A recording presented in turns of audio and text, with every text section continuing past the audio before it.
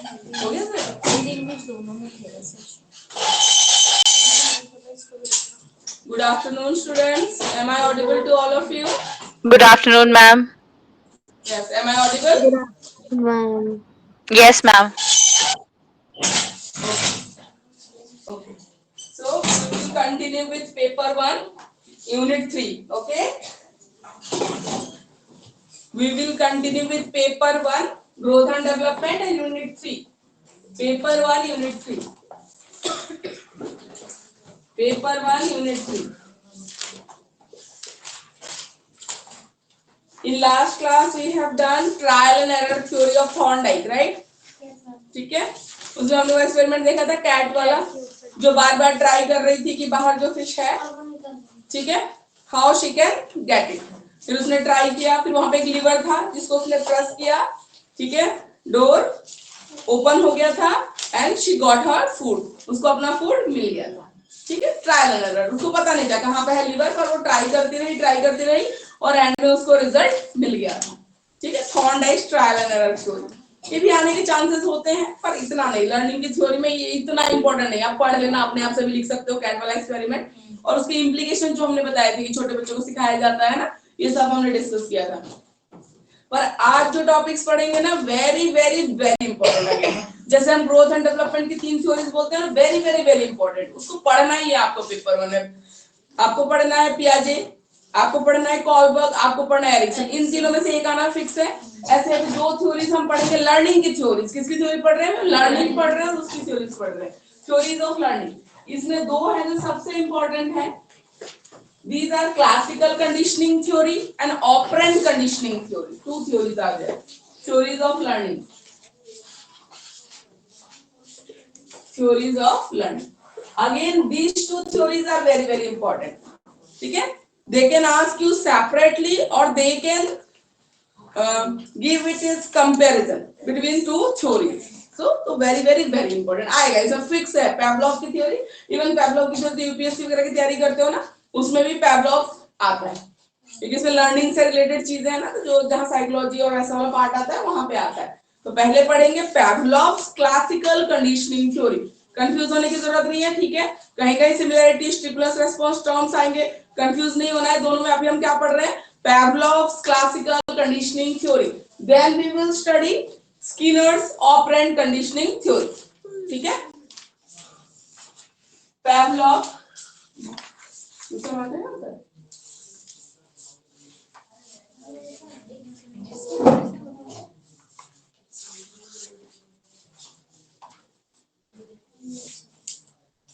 Pavlov's classical conditioning theory. किसी ने सुना भी होगा इस एक्सपेरिमेंट के बारे में, it is very famous experiment on a dog, on a dog, dog वाला। हाँ मैंने कल पढ़ा था।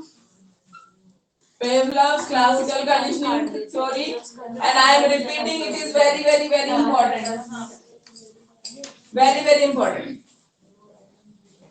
पहले हम एक्सपेरिमेंट डिस्क्राइब करेंगे, पैवलोव ने कैसे एक्सपेरिमेंट किया, फिर वहां से क्या रिजल्ट निकल के आया, and how we can apply these results in educational field or in educational setup. ठीक है? Ready everyone? Listen carefully, this is very important. ठीक है? पैवलोव ने क्या किया, एक डॉग था, ठीक है, उसको बांध के रखा, ठीक है, बांध के रखा, और उसके आगे क्या करता था, वो खाना रखता था, ठीक है। जब डॉग को भूख लगती थी, उसको पता चलता था कितना टाइम गैप हो गया, ठीक है, इट वांट्स फूड, तो वो उसके आगे खाना रखता था, तो उसके मुंह से सलाइवा आता था। रोज का यही कॉन्सेप्ट था, जब उसका भूख का टाइम होता था, ये उसको खाना देता था पैवलोव, और उसके मुंह में सलाइवा आना शुरू हो जाता है, ठीक है। तो ये कैसा प्रोसेस है? नेचुरल है, आर्टिफिशियल है? नेचुरल है। खाना देख के सलाइवा आना मुंह में, दैट इज नेचुरल प्रोसेस है, ठीक है। ये एक्सपेरिमेंट चलता रहा कंटिन्यू, बहुत दिन उन्होंने किया। जब उसको भूख लगती थी, वो खाने की प्लेट आगे करते थे, ठीक है, और उसके मुंह में सलाइवा आना शुरू हो जाता था, ठीक है। खाने की प्लेट देखे तो ऐसे हमारे भी फेवरेट हो तो मुंह में पानी आ जाता है ना, ठीक है, तो उसके मुंह में सलाइवा आना शुरू हो जाता था। फिर क्या हुआ, धीरे धीरे उन्होंने क्या किया, उसको खाना देने के पहले ना बेल रिंग करनी शुरू की। मान लो 5 मिनट 10 मिनट पहले वो क्या करते थे, बेल रिंग करते थे, उसके बाद वो खाना देते थे। मतलब जैसे अभी उसका खाना देने का टाइम हो 5 o'clock, तो 4:50 वो क्या करते थे, बेल रिंग कर देते थे, तब खाना नहीं देते थे, सिर्फ बेल बजा देते थे, ठीक है। उसके बाद 10 मिनट्स के बाद वो खाना दे देते थे। रोज उन्होंने यही किया, ठीक है। काफी टाइम तक उन्होंने फिर ये किया। पहले तो भूख लगते थे, खाना देते थे, वो था। फिर उन्होंने क्या किया, बेल बजाते थे 10 मिनट्स पहले, फिर उसको खाना देते थे, बेल बजाते थे, खाना देते थे। कंटिन्यूटी ऐसा होने पे ना वो डॉग अब समझने लग गया था कि बेल जो बज रही है ना, मतलब मेरे अब खाने का टाइम हो गया, इसके बाद मुझे खाना मिलेगा। फिर क्या होता था, जैसे ही बेल बजती थी ना, थोड़े दिन बाद पेवलोव ने ऑब्जर्व किया कि बेल के बजते ही सलाइवा आना शुरू हो गया उसके मुंह में, ठीक है। तो नेचुरल नहीं है, उसने लर्न की ये चीज, सीखा, ठीक है। एनिमल्स ऑल्सो कैन लर्न, ठीक है। उसने सीखी ये चीज कि अच्छा बेल बजती है, उसके बाद ही मुझे खाना मिल जाता है, तो he is ready to eat, मतलब रेडी हो गया, बेल बजते ही इज टोटली रेडी कि अब मुझे खाना मिलने वाला है, ठीक है। तो जैसे ही बेल बजती थी ना, थोड़े दिन बाद, इंस्टेंट नहीं, 10 दिन हो गया, 15 दिन हो गया, उसने सीखा ये चीज कि अच्छा बेल बजने के तुरंत बाद मुझे खाना मिलता है। तो फिर क्या होता था, बेल बजते ही मुंह में सलाइवा आना शुरू हो जाता था, ठीक है। बेल बजते ही मुंह में सलाइवा आना शुरू हो जाता है। तो दिस इज नॉट नेचुरल, ये तो नेचुरल नहीं है। बेल की आवाज से सलाइवा आना नॉट नेचुरल, पर ये क्या है, ये लर्न बिहेवियर है उस डॉग का। This is not natural behaviour, ये लर्न बिहेवियर है, ठीक है। अब इसमें हम कुछ टर्म्स पढ़ेंगे, कुछ ये तो सिंपल लगेगा जो आपने एक्सपेरिमेंट को सीखा, ठीक है। जो बेल है ना, ठीक है, उसके लिए वो स्टिमुलस का काम कर रही है। स्टिमुलस मतलब किसी चीज के अगेंस्ट में जब हम कोई रिएक्शन देते हैं ना, रिएक्शन को बोलते हैं रेस्पॉन्स, और सामने से जो पहले आ रहा है उसको हम बोलते हैं स्टिमुलस, ठीक है। फर्स्ट केस में जब डॉग का सलाइवा आ रहा था, स्टिमुलस वाज इट्स हंगर, उसकी भूख थी जो उसकी स्टिमुलस थी, जिसकी वजह से उसका सलाइवा आता था, रेस्पॉन्स आता था। इन सेकेंड केस में क्या हो गया, उसका stimulus was ringing of bell, ठीक है। तो अब इसको हम पढ़ेंगे, कंडीशन, अनकंडीशन, कुछ टर्म्स आएंगे, उसको हम अच्छे से समझेंगे। एक्सपेरिमेंट में किसी को कोई डाउट नहीं है ना, वो समझ में आ गया, ठीक है। पहले फूड देख के सलाइवा आता था, बाद में उसके बेल रिंग करने पे सलाइवा आना शुरू हो गया था।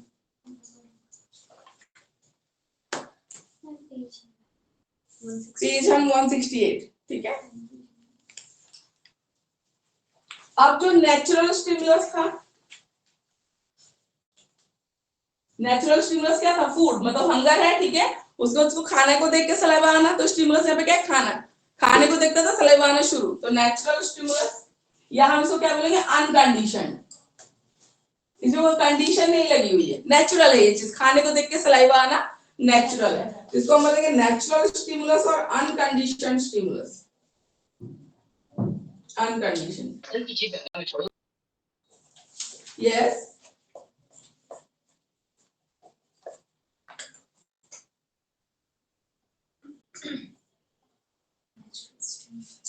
जब स्टिमुलस कैसी होती है, नेचुरल होती है या अनकंडीशनड होती है, तो जो रेस्पॉन्स आ रहा था वो भी कैसा था, अनकंडीशनड रेस्पॉन्स, वो भी नेचुरल था। फूड भी एक नेचुरल स्टिमुलस है, उसको देख के सलाइवा आना कैसा रेस्पॉन्स है, नेचुरल रेस्पॉन्स है, या अनकंडीशनड रेस्पॉन्स। तो आपको बहुत सारे शॉर्ट टर्म मिलेंगे बुक पढ़ने के टाइम, तो कंफ्यूज मत होना। अनकंडीशनड स्टिमुलस को या नेचुरल स्टिमुलस को यूएस लिख देंगे, ठीक है। अनकंडीशनड रेस्पॉन्स को यूआर लिख देंगे, शॉर्ट में बहुत टाइम, ठीक है। कई क्वेश्चन में दे दिया तुमको, give the relationship between US and UR, ठीक है। एक्सप्लेनिंग पेवलोव्स एक्सपेरिमेंट, तो आपको पता होना चाहिए यूएस और यूआर क्या होता है, ऐसा तो ऑल्दो इतना नहीं देते कॉम्प्लिकेटेड, कभी मान लो दे दिया तो आपने पढ़ा रहा तो आपको पता रहेगा ना कि यूएस होता है अनकंडीशनल स्टिमुलस, यूआर होता है अनकंडीशनड रेस्पॉन्स। अनकंडीशन बोले तो नेचुरल की बात कर रहे हैं, ठीक है, नेचुरली अनकंडीशनड रेस्पॉन्स। जब स्टिमुलस अनकंडीशनड होगा, नेचुरल होगा, तो रेस्पॉन्स भी नेचुरली आएगा, ठीक है, नेचुरल। उसके बाद जब बेल हमने इंक्लूड कर दिया इस एक्सपेरिमेंट में, तो बेल तो नेचुरल स्टिमुलस नहीं है सलाइवा का, तो ये क्या हो जाएगा, आर्टिफिशियल स्टिमुलस, और हम इसको बोलेंगे कंडीशन स्टिमुलस। आर्टिफिशियल, और यहाँ पे ये फूड है, ठीक है, इसके बाद बेल हो जाएगी, बेल हो जाएगा आर्टिफिशियल और कंडीशन। आर्टिफिशियल स्टिमुलस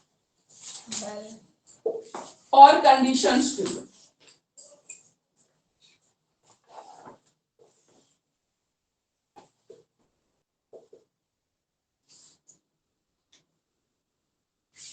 ठीक है, कैसा है, अनकंडीशन नहीं है, यहाँ पे कंडीशन हो गया है और आर्टिफिशियल हो गया है, ठीक है, इस नेचुरल स्टिमुलस को हमने रिप्लेस कर दिया बेल से। ठीक है, ये एक आर्टिफिशियल स्टिमुलस है या कंडीशन स्टिमुलस है। ठीक है, ये भी वही है क्या अनकंडीशनल। ये फूड है, नेचुरल है ना, मतलब फूड को देख के सलाइवा आना बिल्कुल नेचुरल प्रोसेस है। उसमें फूड स्टिमुलस है, खाने को देखा सलाइवा आना शुरू, रेस्पॉन्स क्या है, सलाइवा आना। स्टिमुलस क्या है, फूड को देख के, तो स्टिमुलस फूड है, सलाइवा किस वजह से आ रहा है। ठीक है, आपका रिएक्शन जिस रीजन से आ रहा है ना, दैट इज कॉल्ड स्टिमुलस। ठीक है, उद्दीपक आई थिंक बोलते हैं हिंदी में। ठीक है, उद्दीपक बोलेंगे, उद्दीपक, उद्दीपक जो भी है। ठीक है, ठीक है, स्टिमुलस बोलेंगे उसको, उद्दीपक बोलेंगे। तो मतलब रिएक्शन आपका जिस चीज की वजह से आ रहा है ना, उसको बोलते हैं स्टिमुलस। सलाइवा किसके आ रहा है, फूड देख के आ रहा है, तो फूड इज द स्टिमुलस, और रेस्पॉन्स क्या है, सलाइवा का आना। ठीक है, तो ये नेचुरल है, दोनों चीजें नेचुरल है। ठीक है, फिर जब हमने बेल के साथ उसको रिप्लेस किया और बेल को सुन के जो सलाइवा आ रहा है, दैट इज नॉट नेचुरल, वो कैसा है, आर्टिफिशियल स्टिमुलस है या कंडीशन स्टिमुलस है। ठीक है, आर्टिफिशियल या हम कंडीशन बोलेंगे। Excuse me ma'am. तो रेस्पॉन्स कैसा आएगा, कंडीशन रेस्पॉन्स। बेल को देख के सलाइवा आ रहा है, तो this is not natural. Response भी कैसा हो गया, कंडीशन हो गया, कंडीशन रेस्पॉन्स।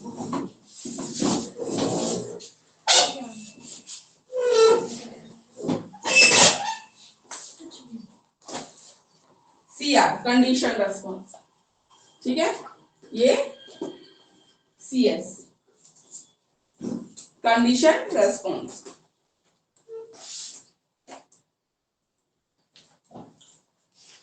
Condition response. तो इस थ्योरी से हमें सीखने को क्या मिलता है, कुछ टर्म्स आएंगे जो मैंने आपको एक्सप्लेन किया। ठीक है, किसी को कोई दिक्कत हो तो पूछ लो, समझ लो।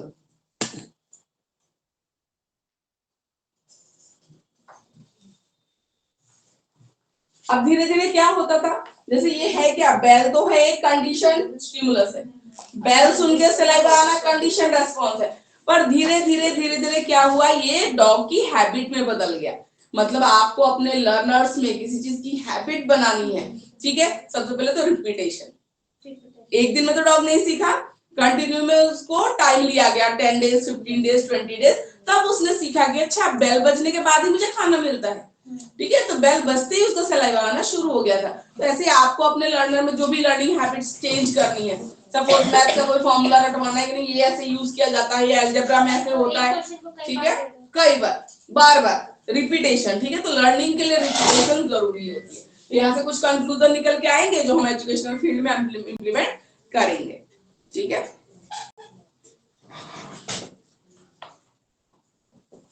तो कुछ डिटर्मिनेंट्स है जो उन्होंने कंडीशनिंग, बच्चे की कंडीशनिंग करना, मतलब बालों की कंडीशनिंग करते हैं ना, उसको नरिशमेंट प्रोवाइड करना, उसकी अच्छाई के लिए कुछ करना। ठीक है, तो बच्चों को ऐसे ही कंडीशनिंग करना। बच्चों का रॉ होते हैं बच्चे, जब आपके पास आ रहे हैं उनको नहीं पता, आप नई कुछ चीज सिखा रहे हो, क्या करो, उनकी कंडीशनिंग कर रहे हो। ठीक है, इसको बोलते हैं क्लासिकल कंडीशनिंग थ्योरी। ठीक है, तो इस एक्सपेरिमेंट से कुछ चीजें पावलोव ने बताई हैं। ठीक है, जो हम देखेंगे, कुछ फैक्टर्स बताए हैं जो इंपॉर्टेंट है हैबिट फॉर्मेशन के लिए। एक्विजिशन, ठीक है,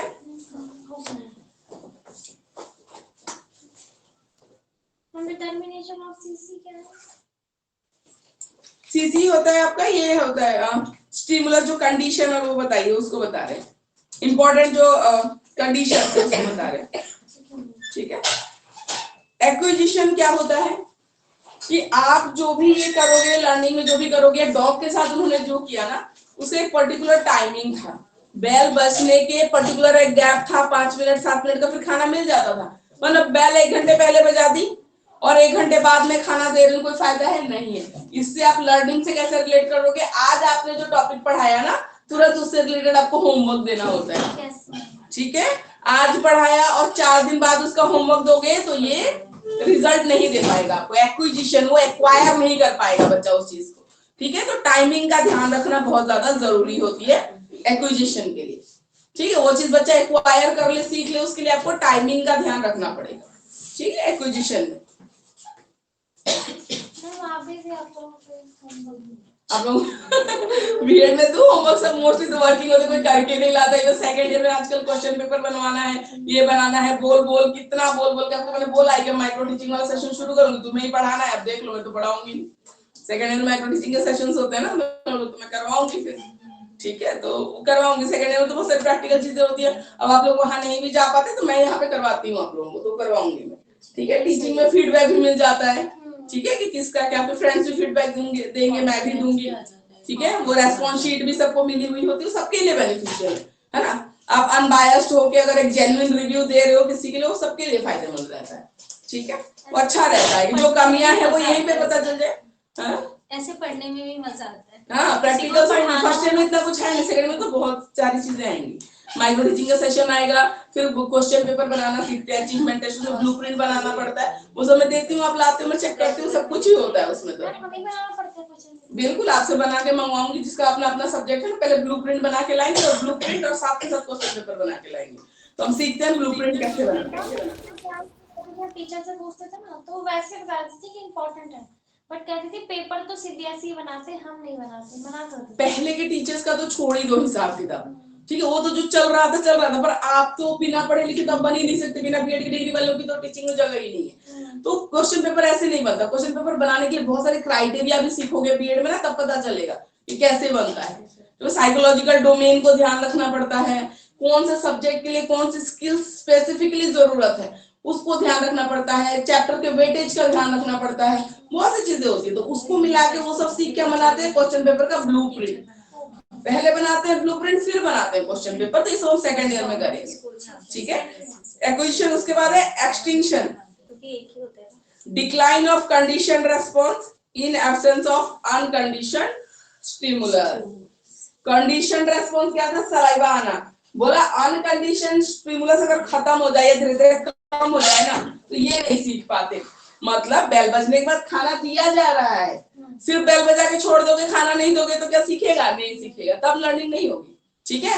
मतलब नेचुरल है जो चीज, उसके लिए अगर आपने कंडीशन कुछ लगानी है तो आपको क्या करना पड़ेगा, कंडीशन जो अनकंडीशन स्टिमुलस है ना, उसको कंटिन्यू रखना पड़ेगा, ठीक है। अनकंडीशनल स्टिमुलस में क्या आएगा, जैसे रेस्पॉन्स क्या चाहिए आपको, अनकंडीशन में बच्चा सीख जाए, अनकंडीशनल स्टिमुलस क्या है, आपकी टीचिंग, ठीक है, जो भी आप बता रहे हो, ठीक है। तो यहाँ पे मान लो कुछ कंडीशन आपने लगा दी कि जो फर्स्ट आएगा उसको प्राइज देंगे, इसके बाद थोड़ी आप पढ़ाना छोड़ दोगे कि बच्चा उसी लालच में पढ़ लेगा, ऐसा तो नहीं होगा ना। कंडीशन आपने लगाई है कि फर्स्ट आओगे तो अवार्ड मिलेगा, सेकंड आओगे तो अवार्ड मिलेगा, या मैं सर्टिफिकेट प्रोवाइड करूंगी, चॉकलेट दूंगी, कुछ भी करूंगी, वो कंडीशन स्टिमुलस आप लालच दे रहे हो कि रेस्पॉन्स आपको चाहिए, ठीक है। पर ऐसा नहीं कि अनकंडीशन वाला जो है स्टिमुलस उसको आपको छोड़ना नहीं है, वो छोड़ना नहीं, वो तो चलता रहेगा, नेचुरल जो चीजें पढ़ाते तो रहोगे, साथ के साथ बीच में आप कोई कंडीशन लगा सकते हो, ठीक है, रेस्पॉन्स के लिए, अपने मनचाहा रेस्पॉन्स पाने के लिए, ठीक है, ये होता है स्पॉन्टेनियस रिकवरी, ठीक है।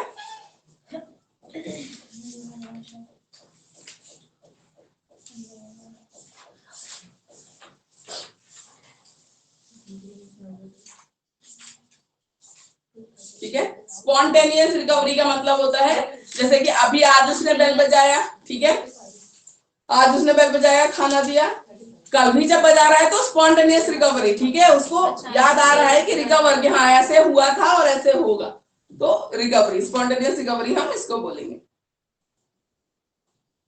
उसके बाद आते हैं जनरलाइजेशन। जनरलाइजेशन मतलब धीरे धीरे आप चीजों को जनरलाइज करते हो, सीख जाते हो। जनरलाइज करना मतलब सीख जाना। अभी आप सीखने के स्टेप पे हो, थोड़ी धीरे धीरे चीजें सीख रहे हो। मान लो मैंगो बनाना सिखा रहे हैं छोटे बच्चे को, स्टेप बनाएंगे, पहले स्लैंटिंग लाइन बनाओ, या ऐसे लाइन बनाओ, तो पहले ऐसे कर्व आएगा, ऐसे आएगा 5 की तरह, या किसी लेटर से बनाना सिखा रहे हो। जनरलाइज का मतलब होता है अब आप बच्चे को बोलोगे मैंगो बनाओ तो वो बना देगा। जनरलाइज, अब उसके लिए जनरल चीज हो गई जनरलाइज, वो सीख गया कैसे करना है, ठीक है, जनरलाइजेशन उसको बोलते हैं। डिस्क्रिमिनेशन, डिस्क्रिमिनेशन मतलब भेदभाव करना, मतलब स्टिमुलस को पहचानना आना। जैसे उस डॉग पर्टिकुलर उसी बेल की साउंड पे ही सलाइवा आता था, अगर आसपास मान लो और भी साउंड है ना, उसको इग्नोर करना सीखना, डिस्क्रिमिनेट करना सीखना कि अच्छा मेरे लिए मेरे रेस्पॉन्स से ये स्टिमुलस ही रिलेटेड है, ठीक है। दूसरी भी हो सकता है कहीं ढोल बज रहा हो, शादी हो रही हो, अगर बगल हो कुछ और चीज का साउंड आता हो, पर उसका सलाइवा कब आता था, तो इसी पर्टिकुलर बेल की रिंग पे ही आता था, ठीक है। तो डिस्क्रिमिनेट करना आना चाहिए सही लर्नर को भी, कि जो अपने मतलब की चीज है उसको एक्सेप्ट करो, ठीक है, डेविएट नहीं होना इधर उधर, ठीक है, तो वो चीज होती है। तो ये कुछ फैक्टर्स हैं, डिटर्मिनेंट्स हैं जो पैवलोव ने बताई, जो लर्निंग में बच्चों के लिए हेल्पफुल रहती है। अब एजुकेशनल इम्प्लीकेशन में भी यही चीजें, ये फैक्टर्स बताए, फिर एजुकेशनल इम्प्लीकेशन में कैसे काम करता है ये, हिंदी में नहीं दिया वो, ये जो फैक्टर्स आपने बताया ना शायद वो तो एजुकेशनल इम्प्लीकेशन में हो सकता है मर्ज करके दे रखा हो, वो दिया हुआ होगा। इम्प्लीकेशन में मर्ज करके रखा हो, नहीं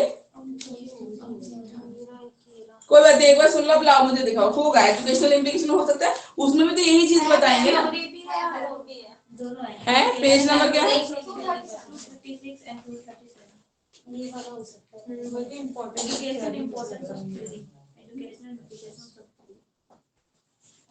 ये है ना तत्परता, स्पॉन्टेनिटी जो बोलते हैं, ठीक है, इसमें है, मैंने बोला ना मिक्स करके दे रखा होगा, मिक्स करके दे रखा है।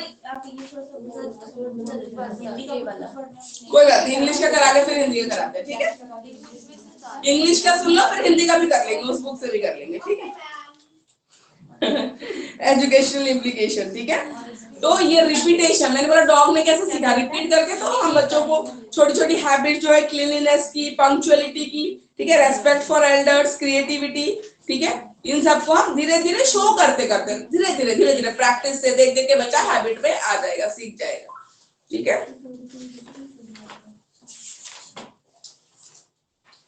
क्लासिकल कंडीशनिंग से बच्चे बहुत कुछ सीख सकते हैं, रिपीटेशन। तो ऑब्वियसली और टीचर को ये फेथ होना चाहिए कि we can teach them by classical conditioning. धीरे धीरे उनको नरिश करो, कंडीशन करो, तो हो जाएगा। Maybe pace of learning बच्चों का डिफरेंट हो सकता है, कोई बच्चा बहुत जल्दी सीख जाएगा, किसी को बहुत टाइम लग रहा होगा, but we can nourish, we can condition, ठीक है, दोज चिल्ड्रन, हम उनको कर सकते हैं। जैसे यहाँ पे लिखा कि बच्चों को स्टार्टिंग से उन्हें अच्छी हैबिट सिखाने, साफ रहने की, पंक्चुअल रहने की। हाँ, जो भी है देखते देखते से डॉग ने सुनते सुनते सीख लिया। ऐसे अगर हम डेमोन्स्ट्रेट करेंगे एज ए टीचर, आप खुद नीट एंड क्लीन रखोगे, उसका ध्यान रखोगे, बच्चे से अगर पेपर वेपर फेंक रहा है उठा के डस्टबिन में डलवा, वो करते करते उसकी हैबिट में ही आ जाएगा। और हैबिट तो ऐसी बन जाती है कि अब चाहते हुए भी फिर गलत नहीं हो पाता है, ऐसा हो जाता है, ठीक है। तो हैबिट फॉर्मेशन में कि एक आवाज में ना भाग कर आना है, वो हमेशा यही बोलते थे। तो फिर धीरे धीरे ना मेरी हैबिट हो गई, जैसे मुझे कोई बुलाता है कुछ काम के लिए, तो एक जैसे एक बारी में बोला ना तो मैं सुन लेती हूँ। जैसे कुछ बच्चे होते हैं बार बोल रहे हैं, इग्नोर करना, हाँ होता है, ठीक है। वो साबुन वाली है ना, हैंड वॉश वाली याद होती है, कौन सा डेटॉल है? नहीं, लाइफबॉय। अच्छा, नहीं, अच्छी आदतें जो हमेशा सिखाई याद रहती है। हिंदी के बच्चे देखेंगे तो इंग्लिश को, हिंदी के दीजिए। हिंदी में एजुकेशनल इम्प्लीकेशन देखिए 236 पेज नंबर पे, हिंदी वाले बच्चे। तत्परता, तत्परता, ठीक है। तत्परता मतलब जब डॉग को भूख लगती थी, देखो डॉग को जब भूख, तत्परता मतलब सीख, लर्नर भी तभी सीख पाएगा जो उसको थोड़ा सा मोटिवेटेड हो सीखने के लिए, तत्पर हो अंदर से, ठीक है। डॉग की भी कहानी जब थी, जब उसको 2-3 घंटे बाद भूख लगने की हालत में ये सब किया जा रहा है, पेट भरा हुआ है, तुम बैल ना ढोल बजाते रहो, उसको क्या मतलब है? हाँ, उसको क्या मतलब है? अगर उसका पेट भरा हुआ वो सो जाएगा, उसको कोई मतलब से। कैट भी नहीं ट्राई कर रही थी, पिछले ट्रायल लगा था, पेट भरा हुआ सामने तुम फिश रख दो, सो जाएगी वो अपना मजे से बैठी हुई, उसको क्या फर्क है? Excuse me, ma'am. Hello. Hello. मुझे क्या yes, ma'am page number Hindi में? हिंदी में 236, मैम हिंदी में 236 पर। 236 अच्छा, ओके ओके, थैंक यू। मिल गया आपको। एजुकेशनल इम्प्लीकेशन पढ़ रहे हैं, सिद्धांत का शैक्षिक महत्व, ठीक है। तत्परता, तो ये डॉग भी तभी सीख रहा था जब खाने का टाइम हो रहा था, वो भी ध्यान तब लगा रहा था मेरा खाना कब आएगा, समझ रहे हो? तब उसको बेल सुनाई देती थी, फिर खाने पूरा फोकस्ड है वो कि मेरा टाइम हो रहा है खाने का, मुझे भूख लग रही है। तो लर्नर को भी मोटिवेट होगा अंदर से, तभी वो लर्निंग कर पाता है, ठीक है। निरड़ता वर्ड का पर्टिकुलर इंग्लिश देखना, इसका क्या होता है। जैसे कोई चीज के, मैं आपको एक्सप्लेन कर देती हूँ, वर्ड देख लेना आप, ठीक है। मैम डर, जिसको डरना हो, जिसको डर, वो निडरता होता है, निडरता तो पता नहीं, निडरता, निडरता तो होता है निडर होना, जो डरता है। Fearless. Excuse me, ma'am. Yes, Fearless. class, yes, I think fearless. हाँ, निडरता, वो निडरता है, ठीक है। निडरता तो पता नहीं, मैंने भी नहीं सुना, निडरता, हाँ ठीक है, निडरता। जैसे कुछ स्टूडेंट है ना, वो डरते हैं किसी चीज को लेकर, किसी भी चीज को लेकर, क्लास निडरता मतलब जिसे बच्चे डरते हैं, स्टेज फोबिया हो सकता है किसी को, या बोलने से हेजिटेट, क्वेश्चन आ रहा है तो क्लास में खड़े होकर आंसर नहीं बोल पा रहे, तो ऐसे किसी भी टाइप का जो डर है ना, आप धीरे धीरे प्रैक्टिस से हटा सकते हो, है ना। एक दिन में तो नहीं होगा, पर आप कोशिश करते रहिए, बच्चों के अंदर हम इस तरीके का डर निकाल सकते हैं, ठीक है। संबंध के सहसंबंध के सिद्धांत पर बल,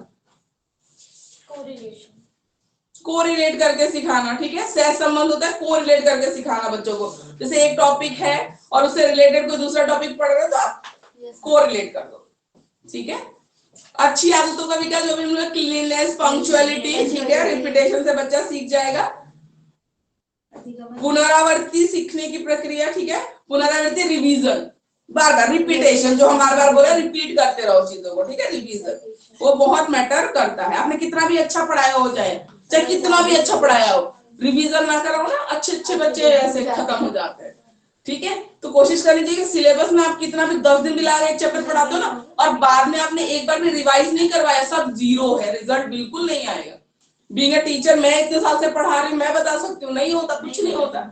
अच्छे से अच्छे बच्चे भूल जाते हैं, तो आप तो चैप्टर खत्म कर दो अपना एक टाइम लेके, कि इतने में समझा भी दो, ज्यादा नहीं खींचना कभी भी लाइन की कोई चैप्टर, ये मेरा सजेशन है आपको। आगे जब टीचर बनोगे वो आगे भूल ही जाएगा क्या पढ़ाते हैं, कोई फायदा नहीं है, ठीक है। तो इसने भी इसको नहीं आया उसको नहीं, ठीक है, आप देखो, ध्यान रखो किस किस बच्चे में दिक्कत आ रही है, उसको आप एक्स्ट्रा होमवर्क और वो सब देते रहो साइड बाय साइड, लेकिन उसी में अगर लगे रहोगे ना, कभी सिलेबस कंप्लीट नहीं होना आप लोगों का, तो उसको खत्म करो। एक टाइम जब होता है कि सिलेबस सेशन खत्म है या इतना टर्म 1 का, उसके पहले कोशिश करो कि खत्म कर लो, उसके बाद रिवीजन में लग जाओ, कि रिवीजन के टाइम आ जाता है ना, बच्चों को थोड़ा डर भी हो जाता है एग्जाम को, ध्यान भी देने लग जाते हैं कि इतने टाइम रह गया और ये वो, तो वो ऐसा किया करो कभी, नहीं तो फिर आपका सिलेबस कभी खत्म ही नहीं होगा इस हिसाब से। तो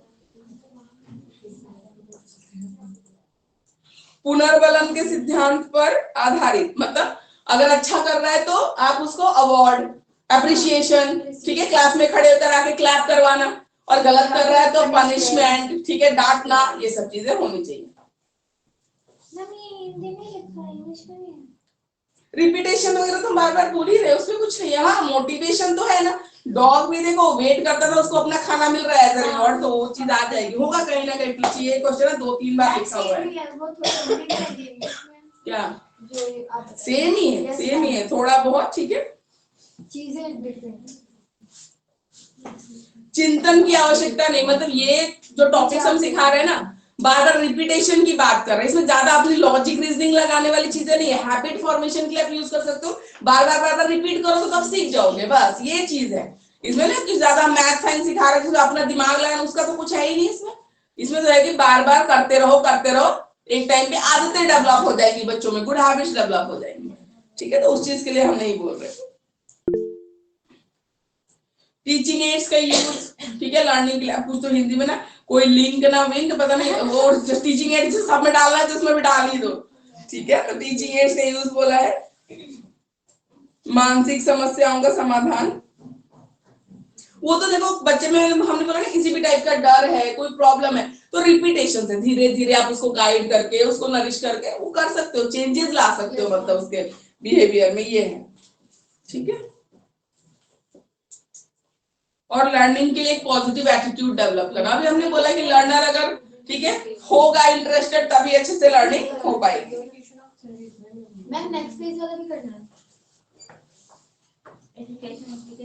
अब बार पता नहीं क्यों दे रखा है एक ही चीज को, मैम अलग अलग चीजें हैं। वही है, डिसिप्लिन डेवलप करना, ठीक है, एनवायरनमेंट में स्टूडेंट का फियर, गुड हैबिट, सब वही है।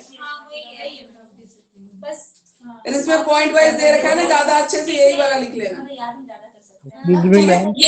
ये लिखना इसमें अच्छे से दे रखा है, पॉइंट वाइज है एकदम, टू दी पॉइंट हेडिंग डाल के लिखने वाले, लिखने के वाइज ये अच्छा है आपका, हाँ, लिखने के लिए ये अच्छा है मैम। यस, दूध भी अच्छे हैं ये हिंदी की बुक में 2 बार दे रखा है, ये हिंदी की बुक में मैम ये वाली थोड़ी 2 बार दे रखी है, एक तो 261 पेज नंबर पे भी है, 261 पेज पे भी है, और यही सेम थोड़ी, और कौन से पेज पे हिंदी में? 261 पेज पे मैम। मैम यही बोल रहे हैं जो नहीं, 261 कौन सा है वो बता रहे, कौन सा लिखना है, क्या ऐसा पूछ रहे हैं, टू पेज नंबर बताइए। 261 पेज मैम 261. नहीं है ये पैवलव के डॉग वॉग ये बना के दिखाया ना, पूरा एक्सपेरिमेंट में लिखा हुआ है। तो बातें सेम ही लिखी है, देखो एजुकेशनल इम्प्लीकेशन में तो सेम ही लिखा हुआ है, ठीक है।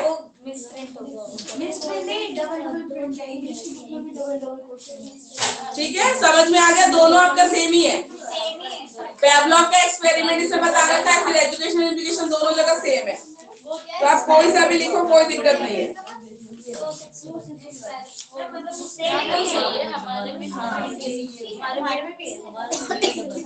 काफी क्वेश्चन दे दिए प्रिंसिपल जो है ना ग्रोथ एंड डेवलपमेंट का मैम मगर क्वेश्चन दोनों के अलग अलग दे रखे हैं। Hello, yes online student, any queries? Question जो है वो अलग अलग दे रखे हैं, आंसर सेम है। यस को बोल दो, इसको बता बोल दो। दो। दो ही पहला अरे मतलब होता है आधा आवाज वो हो जाएगी फिर थोड़ा सा वैसे। क्योंकि फैन चला मैं रोज पढ़ाने आती हूँ, तो वैसे ही हो रहा है सब रोज पढ़ाने आती हूँ। नहीं, आपकी क्लास तो सिर्फ संडे को होती है, बाकी मेरी और क्लासेस होती है दूसरी। तो आप यहीं देते हो सारी क्लास? नहीं, दूसरी जगह भी होती है, ठीक है। अब हम आएंगे स्किनर की ऑपरेंट कंडीशनिंग, ठीक है। एक मिनट देखते हैं इंग्लिश में, हिंदी में तो यहाँ पे मिल जाएगी आपको। मैम हिंदी में ही बता दीजिए। ये भी इम्पोर्टेंट है, वेरी इंपॉर्टेंट, ये दोनों क्लासिकल और ऑपरेंट दोनों, या तो दोनों अलग अलग से लिखने को आते हैं, कंपैरिजन आता है।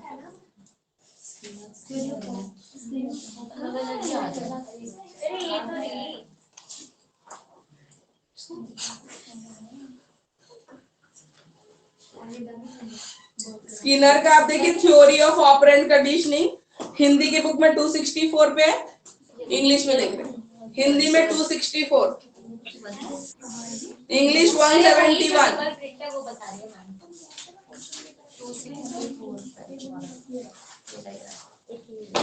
ऑपरेंट कंडीशनिंग, ये क्लासिकल कंडीशनिंग आ गया सबको समझ में, क्योंकि बहुत इंपॉर्टेंट है पैवलव्स क्लासिकल कंडीशनिंग थ्योरी। अब आएंगे स्किनर्स ऑपरेंट कंडीशनिंग थ्योरी।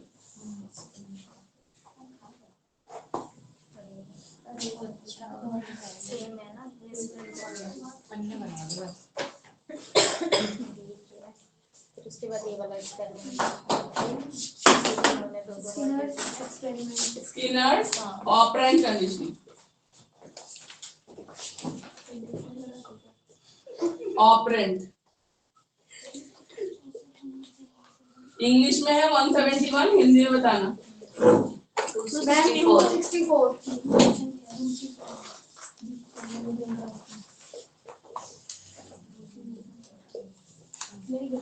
ये ट्रायल और थ्योरी मैंने बताया था ना। English page number 171, Hindi page number 264। Skinner's operant conditioning, classical conditioning किसकी है? पैवलव। क्लास और ऑपरेंट किसकी है? स्किनर की।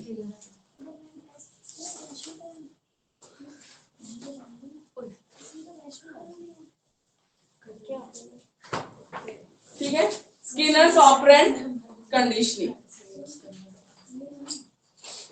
ठीक है। अब इसमें डिफरेंस क्या है देखो इधर, पहले पढ़ लो फिर लास्ट में डिफरेंस करेंगे, ठीक है। स्किनर्स ऑपरेंट कंडीशनिंग में स्किनर ने क्या किया, आप देखो पहले वाले केस में क्या था, डॉग के सामने खाना रखा जाता था या बेल बजाई जाती थी, फिर बाद में वो होता था, ठीक है, वो एक्सपेरिमेंट था। इसमें क्या होता था, इन्होंने एक भूखे चूहे को अपने बॉक्स में, पजल बॉक्स में बंद कर दिया, ठीक है। उसके बाद क्या हुआ, उसको खाना नहीं दिखाया कहीं भी, खाना छुपा हुआ था, हिडन, ठीक है। ये मान लो बॉक्स है, इसके ऊपर खाना था, एक बॉक्स जैसा था, वो बंद था, उसको दिखता नहीं था खाना, ठीक है।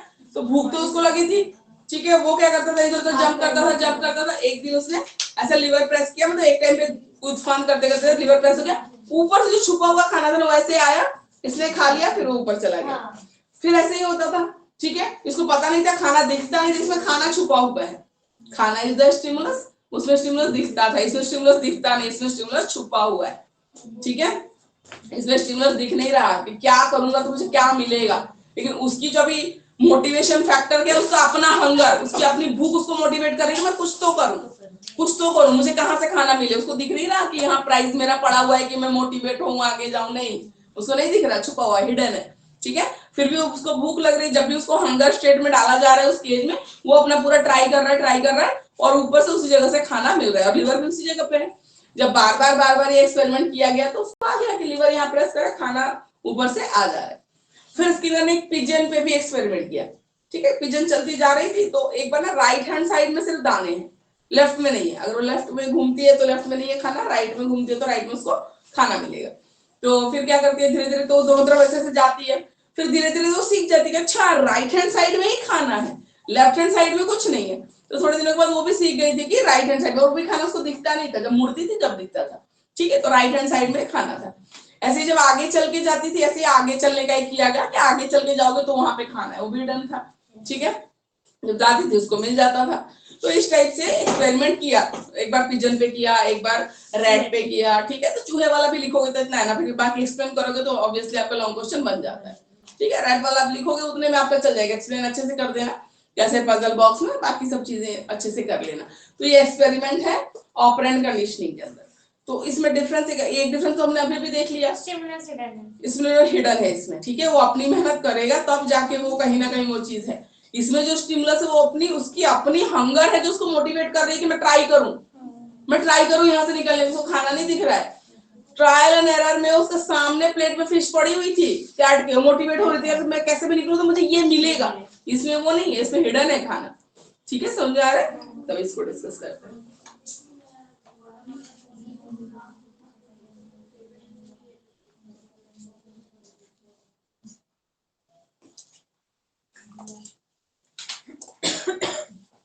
एक्सपेरिमेंट हमने किया। ऑपरेंट क्या होता है, मतलब कुछ भी चीज करना। ऑपरेंट कंडीशनिंग मतलब कुछ भी चीज करना, एन एक्ट होता है, एक्ट, कोई सा भी एक एक्ट जो हम कुछ कर रहे हैं उसको बोलते हैं operand.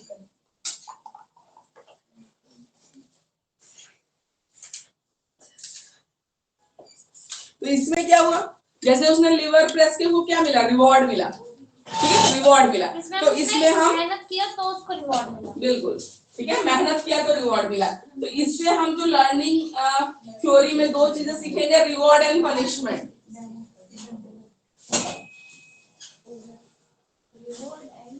Punishment, reward and punishment को हम सही तरीके से अगर यूज करना सीख जाए ना, ये लर्निंग में हमारे बहुत काम आता है, बच्चों को लर्निंग करवाने में बहुत काम आता है, ठीक है। और बात वही है, लर्नर जब तक अपने आप अंदर से मोटिवेटेड नहीं होगा ना, वो नहीं सीख सकता। उसको भूख अगर नहीं लगी रहती, इट विल नॉट ट्राई, वो नहीं जंप करता इधर उधर, ना उसको कभी लिवर का पता चलता, ठीक है। रिवॉर्ड तो उसको दे रहे हो तो बात की बात है, पर यहाँ पे स्टिमुलस उसको लालच नहीं दिखाए जा रहे, उसके अपने अंदर की है। तो लर्नर जब तक, मतलब ऐसा नहीं कि तुम फर्स्ट प्राइज दो, बच्चे के अपने अंदर भी सीखने की वो जो क्यूरियोसिटी है ना, वो होनी चाहिए, ठीक है। तो अगर उस पे उसको रिवॉर्ड मिल रहा है तो ये तो सोने पे सुहागा वाली बात है कि और अच्छा है, और अच्छा है। बच्चा खुद से मोटिवेटेड है और साथ में अगर आप प्लस कर दो रिवॉर्ड को, बच्चा बहुत अच्छे से लर्न करेगा, ठीक है। और जहां पे उसको नेगेटिव रेस्पॉन्स मिलेगा गलत बिहेवियर के लिए, वहीं पे वो स्टॉप हो जाएगा, ठीक है। तो उसको बोलते हैं रीइंफोर्समेंट, एक टर्म था, positive reinforcement and negative reinforcement, negative reinforcement,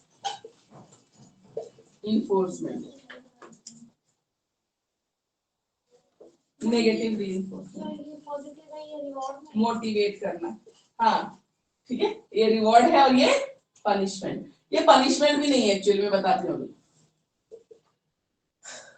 difference है पनिशमेंट और नेगेटिव रीइंफोर्समेंट में, डिफरेंस है। पॉजिटिव रीइंफोर्समेंट होता है जो मोटिवेट करने के लिए हम बच्चों को बोलते हैं, वेल डन, वेरी गुड, ठीक है, ऐसे जो हम बोलते हैं। नेगेटिव रीइंफोर्समेंट होता है जैसे मान लो बच्चे ने गलत बोला, उसको नहीं समझ में आया, गलत आंसर कर रहा है, उसको समझ ही नहीं आया, फिर भी हम कभी ये नहीं बोलेंगे कि नो इट्स टोटली रॉन्ग, ठीक है, you can't do anything, what did you do when I was teaching, ये सब यूज नहीं करना है, ठीक है। डीमोटिवेट नहीं करना है। आपको क्या करना है, आपको करना है उसको बताना है, ठीक है, बच्चे को कि यस, ठीक है, ऐसा भी नहीं कि टोटली रॉन्ग है, कि कॉन्सेप्ट यहां जा रहा था पर आप इधर चले गए, अगर आप थोड़ा सा और फोकस करते तो आप इधर आ सकते। मतलब आप बता वही रहे हो कि तुम गलत हो, लेकिन उसको बताने का भी एक तरीका होता है, ठीक है, ताकि बच्चा एकदम से वो ना हो जाए कि मुझे तो कुछ समझ ही नहीं आया, मैं तो कुछ बता ही नहीं पाया, ठीक है, एकदम डीमोटिवेट नहीं होना चाहिए। तो बताने का एक तरीका होता है कि आधा आंसर सही दिया, एक पार्ट का गलत दिया, तो एक पार्ट के लिए तो आप तारीफ करो उसकी, बहुत अच्छे से, एक पार्ट तो सही दिया उसने, ठीक है। सेकंड में उसको बताओ you could answer like this, आप इस तरीके से इसका आंसर कर सकते थे, then it will be correct, ठीक है। तो इस तरीके से, तो उसको मतलब नेगेटिव रीइंफोर्समेंट, क्योंकि आपने उसको रोका, गलती करने से रोका, गलत आंसर से भी रोका, बताया भी कि गलत है, लेकिन बोलने का जो तरीका है ना वो बहुत पॉजिटिव और पोलाइट वे में था, ठीक है। तो ये चीज का ध्यान रखना है। तो नेगेटिव रीइंफोर्समेंट पनिशमेंट देना नहीं होता है, जो अनवांटेड डिजायर है, अनवांटेड हैबिट है या अनवांटेड लर्निंग आउटकम है, हम उसको रोकना चाहते हैं। गलत करे तो वहीं पे कट करोगे ना कि ये आप गलत डायरेक्शन में जा रहे हो, गलत है आपका आंसर, गलत लॉजिक लगा रहे हो। हमने उसको रोका पर हमने उसको पनिशमेंट नहीं दिया, that is called negative reinforcement. गलत बिहेवियर के लिए नेगेटिव रीइंफोर्समेंट देके वहीं पे रोक दो, अगर अच्छा बिहेवियर है, अच्छी लर्निंग है, उसको मोटिवेट करके आगे जाने दो, that is called positive reinforcement, negative reinforcement, ठीक है। यहाँ पे है भी, देखो difference between punishment and negative reinforcement, yes ma'am. ठीक है।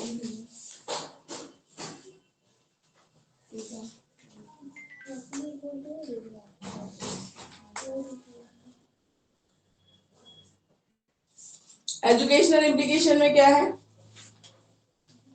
रिवॉर्ड और पनिशमेंट का सही तरीके से यूटिलाइज करके हम लर्नर की लर्निंग को और अच्छा बना सकते हैं। क्या मैम, क्या एजुकेशनल इम्प्लीकेशन में क्या होगा, रिवॉर्ड एंड पनिशमेंट को या रीइंफोर्समेंट पॉजिटिव और नेगेटिव को अगर हम सही तरीके से यूटिलाइज करें तो हम लर्नर के लर्निंग में और कंट्रीब्यूशन कर सकते हैं और अच्छा वो कर सकता है, ठीक है।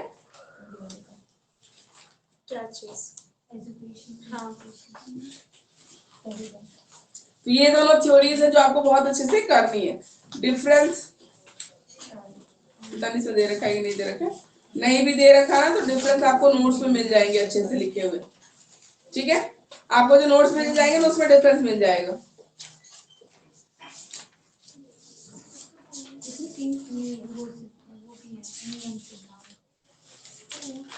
इसमें नहीं है लग रहा है, कोई दिक्कत नहीं है, नोट्स में है अच्छे से, उसमें आपको भेज दिया जाएगा। डिफरेंस आपको पढ़ना है, लिख लो अभी जो, अगर कोई नोटबुक लिख रहे हैं ना नोट्स वगैरह, उसमें लिख लो difference between classical conditioning and operant conditioning, ये पढ़ना है आपको। ये चीज दोनों थ्योरीज के साथ साथ इनका कंपैरिजन भी वेरी वेरी इंपॉर्टेंट है। इसके बाद आपकी थ्योरी कौन सी है, classical insightful learning, Tolman sign learning theory, ठीक है, ये सब करना है। क्लासिकल ऑपरेंट तो हो गया, ठीक है, थॉर्नडाइक भी हो गया, उसके आगे आएगा insightful learning and Tolman sign learning theory. Insightful learning cognitive learning नहीं होगी, नहीं, सिलेबस में नहीं है कॉग्निटिव लर्निंग, इंसाइटफुल लर्निंग अच्छा मम्मी कॉग्निटिव एक्चुअली मतलब शब्द क्या है, ब्रेन से रिलेटेड, मींस जैसे ब्रेन फंक्शन करता है उससे कॉग्निटिव, ब्रेन से रिलेटेड जितनी भी एक्टिविटीज है, मेमोरी हो गया, रीजनिंग हो गया, एनालिसिस करना हो गया, थिंकिंग हो गया, ये सब होता है कॉग्निटिव स्किल्स बोलते हैं, ठीक है। क्या नाम हम स्किनर वगैरह में सबने पढ़ा था नहीं, कॉग्निटिव के ऊपर सबने थ्योरी दी है, ये कॉग्निटिव के हाँ हाँ, लेकिन आपको करना नहीं है ये वाला, आपको टॉलमैन थ्योरी करनी है, ठीक है, और आपको करना है इंसाइटफुल लर्निंग करनी है। ये कहाँ है, ये तो मैंने पहले ही बता दिया था, हाँ कॉग्निटिव थ्योरी के अंदर ही आती है एक्चुअल में ये चीजें, ठीक है, पर सारी आपको नहीं पढ़नी है। इंसाइटफुल थ्योरी है जो कॉग्निटिव थ्योरी के अंदर ही आती है, कि लर्निंग की थ्योरी लर्निंग कॉग्निशन से रिलेटेड ही होता है, ठीक है, पर सारी नहीं पढ़नी है आपको, जो बोला है ना एक दो वही पढ़ना है। ये रहा यहाँ पे, ठीक है, यहीं पे है, यहाँ देखो ये नीचे जो सिंप्लिसिटी है ना इसके नीचे से शुरू हो रहा है ये चिंपांजी वाला एक्सपेरिमेंट, ठीक है, मिल गया। ये नीचे देखो इंग्लिश पे पेज नंबर 173 पे नीचे देखो इंसाइटफुल थ्योरी हम पढ़ेंगे। मैम हिंदी में पेज नंबर हिंदी में एक मिनट बता 243 यस मैम, कॉलर का एक्सपेरिमेंट, इनसाइड थ्योरी ना मैम, हाँ जी, हिंदी में कहाँ है 243 243 उसी के बाद ही है 243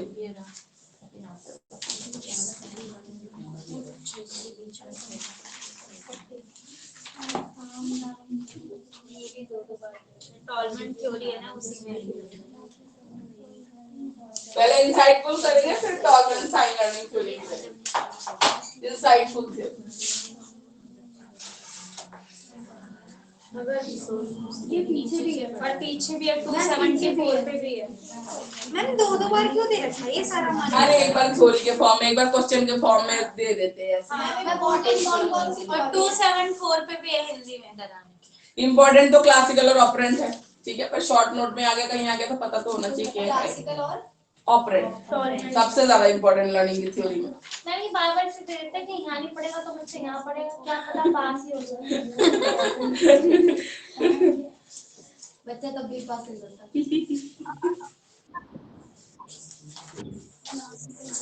मैम ये इनसाइड थ्योरी लॉन्ग में आएगा या शॉर्ट में? इनसाइड तो देखो बेटा, और थ्योरी में अगर मर्ज करके किसी के साथ आ जाए तो लॉन्ग में आ जाएगा, मर्ज करके। ऐसे अकेला तो सिंगल बहुत कम देखा गया है इनसाइड के लिए, ठीक है। साइन लर्निंग थ्योरी तो फिर भी आ जाता है, पर इनसाइड अकेला सिंगल मतलब इंडिविजुअल लॉन्ग में कम। थ्योरी में है ना, टॉलमैन की थ्योरी में। साइन लर्निंग हाँ करेंगे, वो भी करेंगे, ठीक है, वो अलग है, ये अलग है, ठीक है।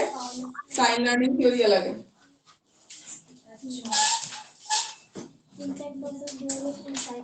हिंदी में 248 पे भी है। पेज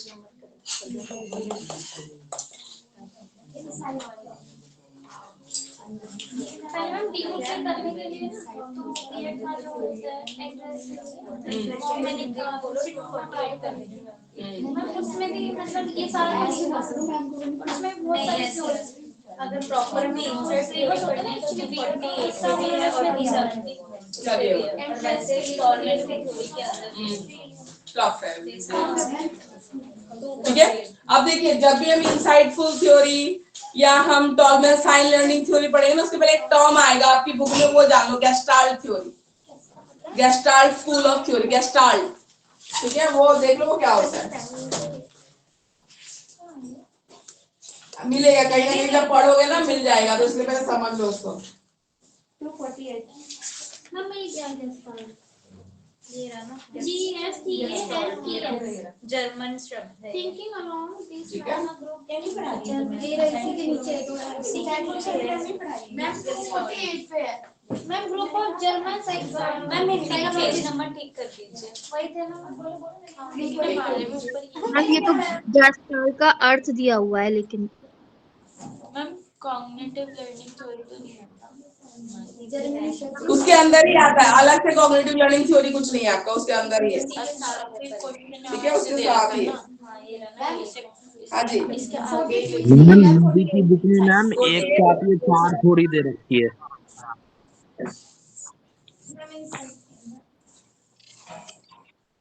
अभी देखो गेस्टाल्ट थ्योरी ना कोई एक थ्योरी नहीं है, गेस्टाल्ट एक फिलॉसफी है, ठीक है। तो बहुत सारे साइकोलॉजिस्ट का ना अगर सोचने का तरीका यही है ना, तो वो किस स्कूल को बिलोंग करते हैं, वो गेस्टाल्ट फिलॉसफी या गेस्टाल्ट स्कूल ऑफ साइकोलॉजी को बिलोंग कर रहे हैं, ठीक है। तो गेस्टाल्ट कोई पर्टिकुलर थ्योरी नहीं है, कोई पर्टिकुलर इंसान के बारे में नहीं है, ठीक है, ये एक थॉट प्रोसेस है, ठीक है, ये स्कूल ऑफ थॉट है। क्या है ये? School of thought. और ये क्या कहता है? स्कूल ऑफ थॉट है। गेस्टाल्ट थ्योरी ध्यान से सुनो, गेस्टाल्ट थ्योरी ना कोई साइकोलॉजिस्ट का नाम है, ना कोई इंडिविजुअल एक थ्योरी है, ठीक है। गेस्टाल्ट थ्योरी एक सोच है। अब क्या सोचो हम बात करेंगे, अगर मतलब साइकोलॉजिस्ट उस तरीके से ही सोच रहे हैं, उस चीज के बारे में बात कर रहे हैं, तो वो इस स्कूल ऑफ थॉट को बिलोंग कर रहे हैं, ऐसा सोचते हैं। मतलब मैं आइडियलिज्म में बिलीव करती हूँ, मैं मानती हूँ कि आइडियल होना चाहिए, सच बोलना चाहिए, टीचर का आइडियल बिहेवियर हो, तो मेरी तरह जितने भी लोग सोचेंगे ना, वो आइडियलिज्म स्कूल ऑफ फिलॉसफी को बिलोंग करेंगे, ठीक है। तो गेस्टाल्ट स्कूल ऑफ थॉट कहता है किसी भी चीज को एज ए होल देखने की कोशिश करो, मतलब पार्ट्स को जोड़ के, कहीं पे कुछ हो रहा है, कहीं पे कुछ हो रहा है, कहीं पे कुछ हो रहा है, तो उनको जोड़ के एज ए होल समझने की कोशिश करो कि एक्चुअल में हो क्या रहा है, ठीक है। एज ए होल चीजों को एज ए होल देखने की कॉन्सेप्ट जो होता है वही होती है एक्चुअल में गेस्टाल्ट थ्योरी, ठीक है। एज ए होल पार्ट्स में ना देख के उन टुकड़ों को जोड़ के देखो कि क्या रिजल्ट निकल आ रहा है, क्या रिजल्ट हो रहा है, ठीक है। सिंथेसाइज करो चीजों को, सिंथेसाइज होता है तो पार्ट्स को जोड़ना, ठीक है, जोड़ के देखो कि एज ए होल क्या रिजल्ट निकल के आ रहा है। तो ये टर्म आएगा तो पढ़ते टाइम कोई कंफ्यूजन हो उसके लिए मैंने बता दिया आपको। अब जो इंसाइटफुल थ्योरी पढ़ेंगे ये कोहलर की थ्योरी है। दिया किसने? कोहलर ने। कोहलर थ्योरी भी हम इसको बोलते हैं इंसाइटफुल थ्योरी। और इनकी थ्योरी ना इस कॉन्सेप्ट पे बेस्ड है, इसलिए इनकी थ्योरी भी इंसाइटफुल थ्योरी भी गेस्टाल्ट थ्योरी ऑफ स्कूल के अंडर आती है। ठीक है, गेस्टाल्ट थ्योरी कोई अलग से थ्योरी नहीं, इसके अंडर ही आती है ये चीज। अब हम पढ़ेंगे इंसाइटफुल थ्योरी एक्चुअल में क्या है। एक चिंपांजी था, ठीक है, उसका नाम था सुल्तान। ठीक है, ठीक है, उसको क्या किया गया, एक उसमें बंद कर दिया गया केज में। ठीक है, और पहले तो क्या किया गया, ठीक है, एक स्टिक रख दी गई उसके केज में और बाहर बनाना रख दिया गया। स्टिक की लेंथ उतनी रखी गई जितने से वो बनाना को आराम से खींच सकता है। ठीक है, तो उसने क्या किया, बनाना रखा हुआ था, स्टिक पड़ी हुई थी, चिंपांजी ऐसे भी होते हैं, इंटेलिजेंस ने डंडा उठाया और बनाना खींच लिया। ठीक है, ऐसे तो जंगल में भी करता होगा कोई, उसके लिए बड़ी बात नहीं है, उठाया और खींच लिया।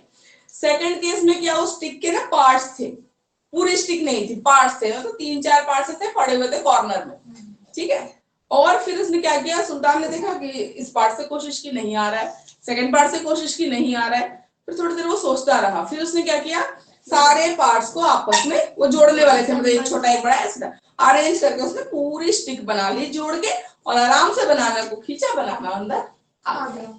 ठीक है, ये एक्सपेरिमेंट हो गया। एक एक्सपेरिमेंट और था, उसने बनाना को ऊपर हैंग कर दिया था।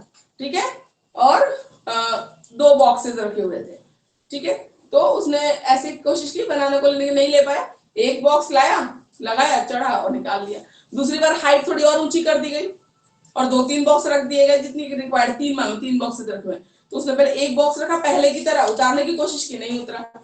दूसरा बॉक्स लिया, उसको ऐड कर लिया, उसके ऊपर ज्वाइन कर लिया, जोड़ लिया, उस पे चढ़ा, फिर भी नहीं आया। फिर थर्ड जो बॉक्स पड़ी थी ना, उसको भी जोड़ लिया, उस पे चढ़ा और बनाना ले लिया। तो गेस्टाल्ट थ्योरी के अंडर कैसे आ रही, उसने चीजों को जोड़ के एज ए होल देखने की कोशिश की, स्टिक्स के पार्ट्स को भी जोड़ा उसने, बॉक्सेस को भी ज्वाइन किया और अपने फाइनल जो उसका एम था उसको पूरा कर लिया। ठीक है, तो कॉलर का एक्सपेरिमेंट इंसाइटफुल लर्निंग। अब इंसाइटफुल लर्निंग कहती क्या है, इंसाइटफुल लर्निंग कहती है कि हर चीज जो है ना, जरूरी नहीं कि आपको सिखाया जाए तभी आप सीखो, हर चीज एग्जैक्ट तरीके से आपको सिखाई जाए तभी आप सीखो। कभी कभी कैसा होता है कि आपने लाइफ में जंगल में उसने बहुत सी चीजें होती हुई देखी होंगी, मे भी उसने कभी खुद से ऐसा नहीं किया कि बॉक्स जोड़ा हो, बनाना लिया हो, या स्टिक जोड़ी हो और बनाना लिया हो, लेकिन कहीं ना कहीं आप पीछे जो आपके लाइफ के एक्सपीरियंसेस रहते हैं, जो चीज आप सीख के आते हो ना, वो कहीं ना कहीं नई सिचुएशन में आपको काम आती है, वो कहीं ना कहीं आपको हेल्प करे। एग्जैक्ट काम आपने पहले नहीं किया, पर इससे मिलता जुलता कुछ किया होगा, समझ रहे हो, मिलता जुलता कुछ किया होगा, और ये आपका इनसाइट, आपके अंदर की जो इनसाइट है, अंदर की जो थिंकिंग है, ठीक है, वो आपको हेल्प कर रही है उस चीज को, जो प्रीवियस यहाँ वहां की नॉलेज है वो गैदर करके एक नई सिचुएशन में अप्लाई करने के लिए हेल्प कर रही है। तो इंसाइटफुल लर्निंग कहती है कि लर्नर के अपने पास भी पीछे सीख के जितना भी आ रहा है ना, उसको भी अप्लाई करने के लिए बहुत सारे स्कोप होते हैं। ठीक है, आपको क्या करना है, उसको नरिश करना है, मोटिवेट करना है। बच्चा अपनी इनसाइट से भी सीखता है, जरूरी नहीं कि आप जब as it is word to word सिखाओगे वही बच्चा सीख रहा है, ऐसा नहीं है, रिलेट कर रहा है वो, आपने जो नई चीज सिखाई और पीछे से जो इतनी चीजें सीख के आया है। ठीक है, तो लर्नर अपने इनसाइट से भी सीखता है। ठीक है, सब पे इम्प्लीमेंट होती है चीज। ठीक है, इनसाइट से सीखना, ठीक है, अपनी इनसाइट से सीखना, अपने अंदर जो है उससे सीखना। तो क्या कहती है इनसाइट थ्योरी, क्या कहती है, पास्ट एक्सपीरियंस हेल्प करती है इनसाइट फॉर्म होने में, पहले कुछ ऐसा सिमिलर किया होगा। ठीक है, किसी प्रॉब्लम के सॉल्यूशन में आपके लाइफ के पास्ट एक्सपीरियंसेस है वो रोल प्ले करते हैं।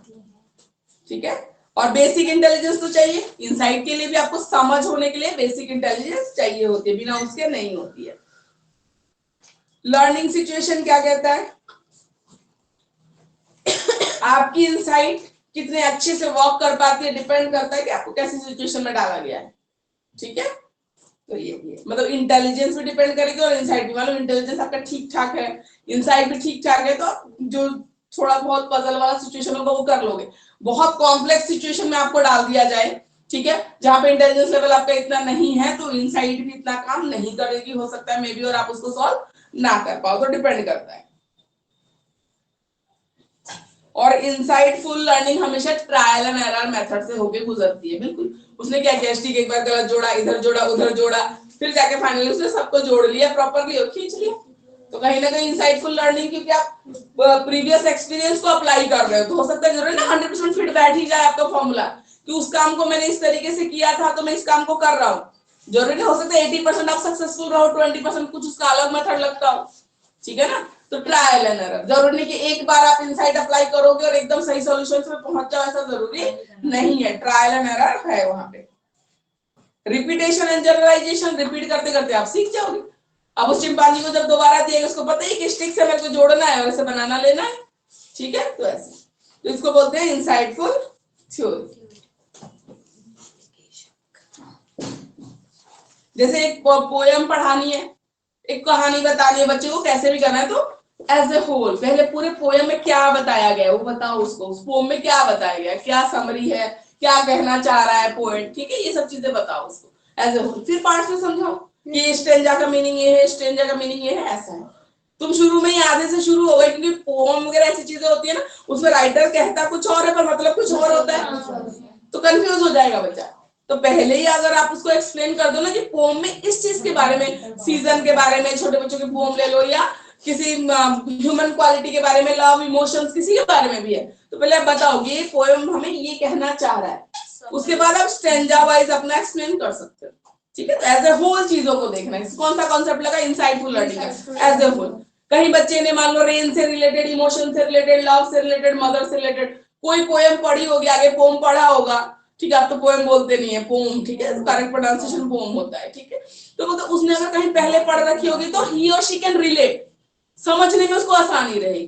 ठीक है, उसको समझ सके, पहले भी अगर पढ़ रखी होगी किसी क्लास में सेम टॉपिक पे कोई पोम, तो उसको रिलेट करने में आसानी रहेगी, उसको समझने में आसानी रहेगी।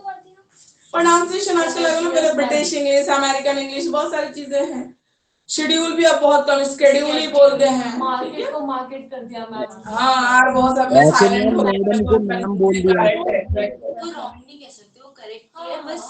हाँ, शेड्यूल भी करेक्ट है, स्केड्यूल भी करेक्ट है। यूके और अमेरिकन इंग्लिश इसका है। इंग्लिश का जैसे अगर आप मूवीज देखोगे उसमें आधे शब्द बोलते हैं, बट एक बच्चे सब बोल हिंदी में बात करते हो, तो जैसे मैं थोड़ी सी बोल रही आगे तो आपको समझ जैसे मैं थोड़ा सा बोलेंगे हम हिंदी में, हम लोग हिंदी बोलते हैं तो आप बाकी का आप खुद ही समझ जाओगे।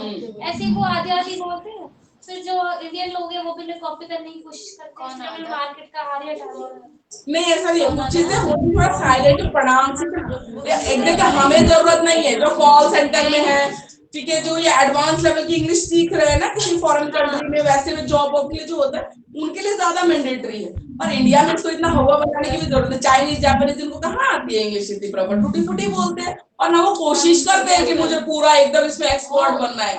जितने से काम चल जाए उतनी आती है उनको। कोई ऐसे नहीं करता कि इसके पीछे पागल ही हो जाओ, बिल्कुल ऐसा नहीं होता है। ठीक है, ठीक है, बाकी वो आधे वर्ड्स हो जाते हैं, इंडियंस हो जाते हैं। हमें वो ऐसा करके चला गया ना वो। ठीक है, मैकॉले की पढ़ोगे कैसे हम ऐसे है ना, उसके पीछे मैकॉले भाई साहब है, उनके बारे में पढ़ोगे अभी सेकंड पेपर, तो पता चलेगा हम क्यों ऐसे हैं। मैकॉले ने हमारा माइंडसेट बना के चला गया, वो उसी टाइम ऐसा, इसलिए हम ऐसे हैं। लोग आधा इसलिए बोलते हैं ताकि आप उस नेटिव की तरह मतलब आपका सुनने में भी वही आ मैम सके। मैकेले तो वही था ना। बट सेंटेंस शॉर्ट हो जाएगा ना, वो एक्सक्यूज बोलने मी में। मैम। आपका प्रेजेंट टेबल क्या है, वो प्रेजेंट मैम कैसे कर ma'am ma'am yes, online students, yes, ma'am बताइए। मैकेले तो वही था ना जिसने इंडिया के अंदर जो गुरुकुल पद्धति थी उसको हटा के मॉडल सारी पढ़ाई कर दी थी। बिल्कुल, उसके बारे में हम सेकंड पेपर में पढ़ेंगे डिटेल में, वही था। ठीक है, वही था। हम देखते हैं टॉलमेंस थ्योरी ऑफ लर्निंग। मैम कौन सा था? टॉलमेंस थ्योरी।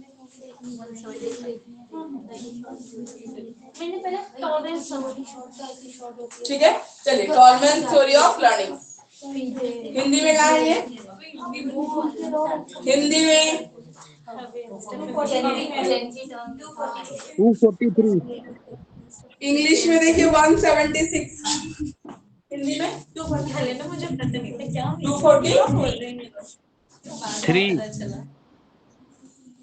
176, हिंदी में 243, English 176, Hindi 243। Tolman sign learning theory Hindi में 8 है। 243 में है।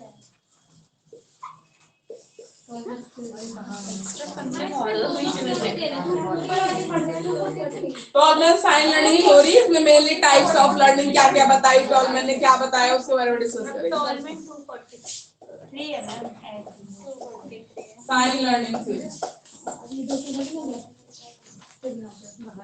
क्या है समझ नहीं आ रहा। ला पहले हिंदी की बुक दो, पहले उससे ही समझा फिर एनिमेशन। 43 भी है मैम। यस ला दे दो, तो तेरे ऑफिस बॉय होगा ना, उसको पानी दे जाए, ठीक है।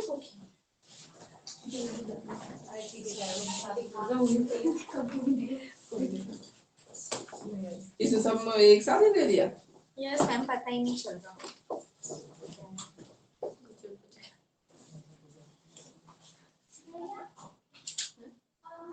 इसमें अलग से नहीं दिया इन्होंने। अभी ये पढ़ना पड़ेगा तब पता चलेगा। ये 6 टाइप्स की लर्निंग देखो, ये तो इम्पोर्टेंट, ये टॉलमैन में आपको लिखना ही है, ठीक है। ये है पेज नंबर 246 पे। सुन लो उधर पीछे 246 से इम्पोर्टेंट है। तो इसको इम्पोर्टेंट है। हाँ इम्पोर्टेंट है, टाइप्स ऑफ लर्निंग तो आपको लिखनी है। जब टॉलमैन लिखोगे तो सब खिचड़ी कर दिया एक साथ ही।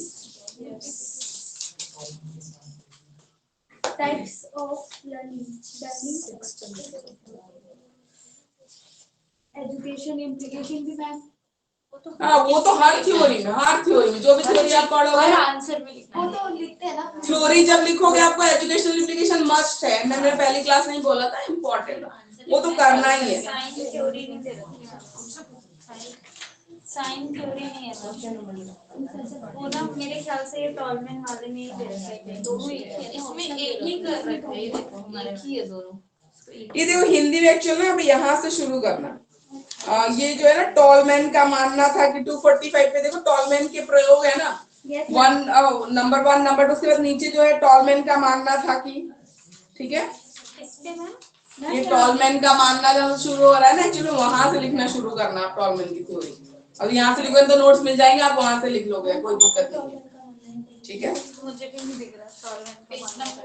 मैम 245 पे 245 पे ये रहा। अच्छा ये नीचे है। फिर इधर से टाइप्स ऑफ लर्निंग लिखना, फिर एजुकेशनल इम्प्लीकेशन लिखना, यही इंपॉर्टेंट है इसका, ठीक है।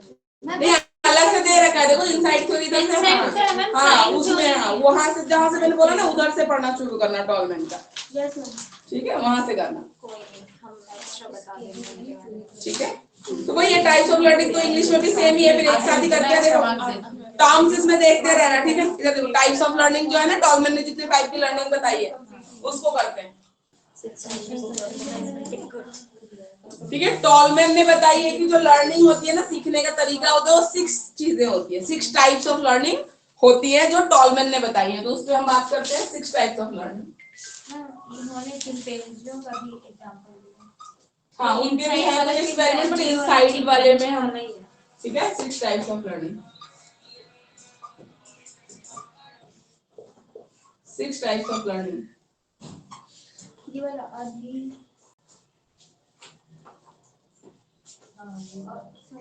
Number 1 learning by कैथेक्सिस।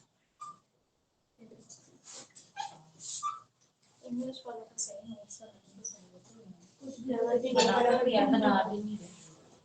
मतलब मैम भी बताते ना, लिखने की जरूरत है। Same to same ditto copy ma'am ही बताते। लर्निंग बाय कैथेक्सिस, ठीक है।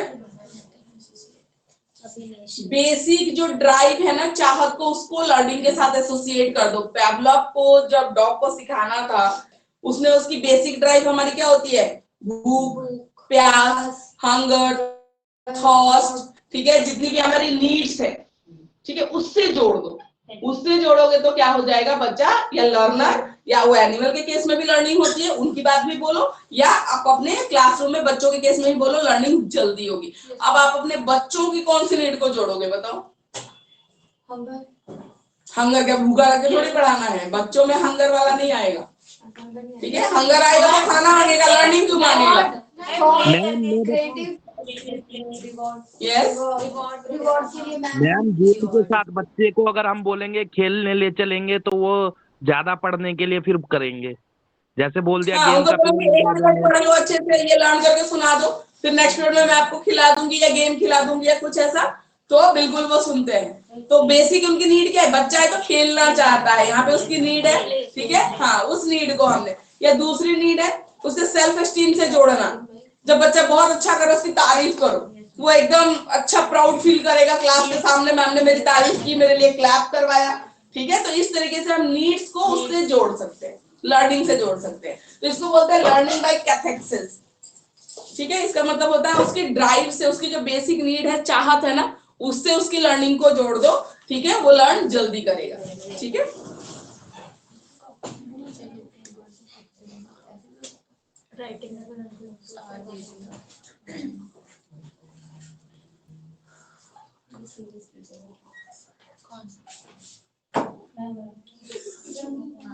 ठीक है, कैथेक्सिस होता है ड्राइव से जोड़ना लर्निंग को।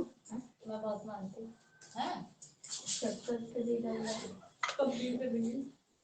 अच्छा हो मेरी टीचर भी इक्विवेलेंस बिलीफ, नहीं जब दिखते नहीं ना तब मानती हूँ।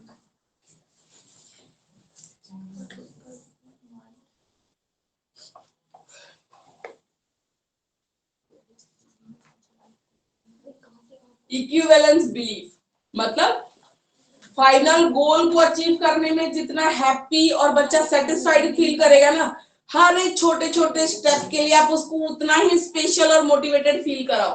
मतलब रिजल्ट में जब क्लास में टॉप आने पे आप जितनी तारीफ करते हो ना, उतनी ही तारीफ अगर बच्चा प्रोजेक्ट टाइम से कंप्लीट करके ला रहा है, 10 के आगे आंसर कर रहा है, उतनी ही तारीफ, उतना ही मोटिवेशन हर एक छोटे छोटे सब गोल के लिए भी होना चाहिए। ठीक है, इसको बोलते हैं इक्विवेलेंस बिलीफ। आप जो बिलीफ रखो ना, इक्विवेलेंट रखो पूरे साल के लिए, हर एक उसके लिए एक्टिविटी के लिए, तो बहुत अच्छा है, अच्छी टाइप की लर्निंग होती है। कैथेक्सिस, कैथेक्सिस अब ड्राइव को लर्निंग से जोड़ना। ठीक है, उसको बोलते हैं।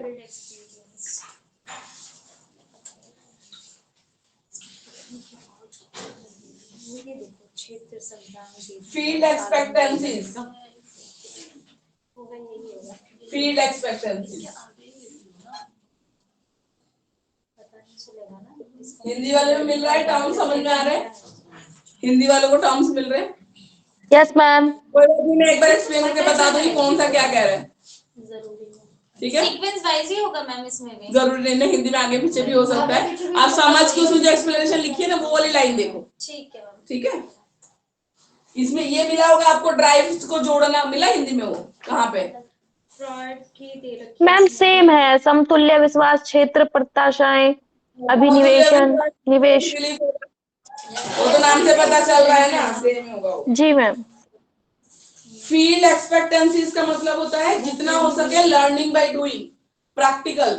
बच्चा जितना चीजें प्रैक्टिकली सीखेगा ना, उतना उसको एक्सपीरियंस रहेगा आगे चल के अपनी इनसाइट को यूज करने के लिए, उतना अच्छे से वो अपनी इनसाइट को यूज कर सकते हैं। एक सिचुएशन में अगर उसने अपनी नॉलेज अप्लाई की होगी ना, तो ही तो वो दूसरे सिचुएशन में सोच पाएगा कि क्या हम इसको इस तरीके से अप्लाई कर सकते हैं। ठीक है, तो फील्ड एक्सपेक्टेंसीज जितनी हो सके उतना फील्ड वर्क प्रैक्टिस की जरूरत होती है।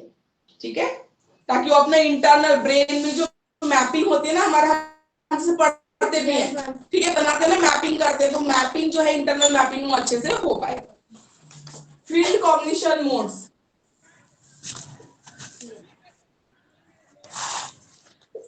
फील्ड कॉग्निशन मोड्स,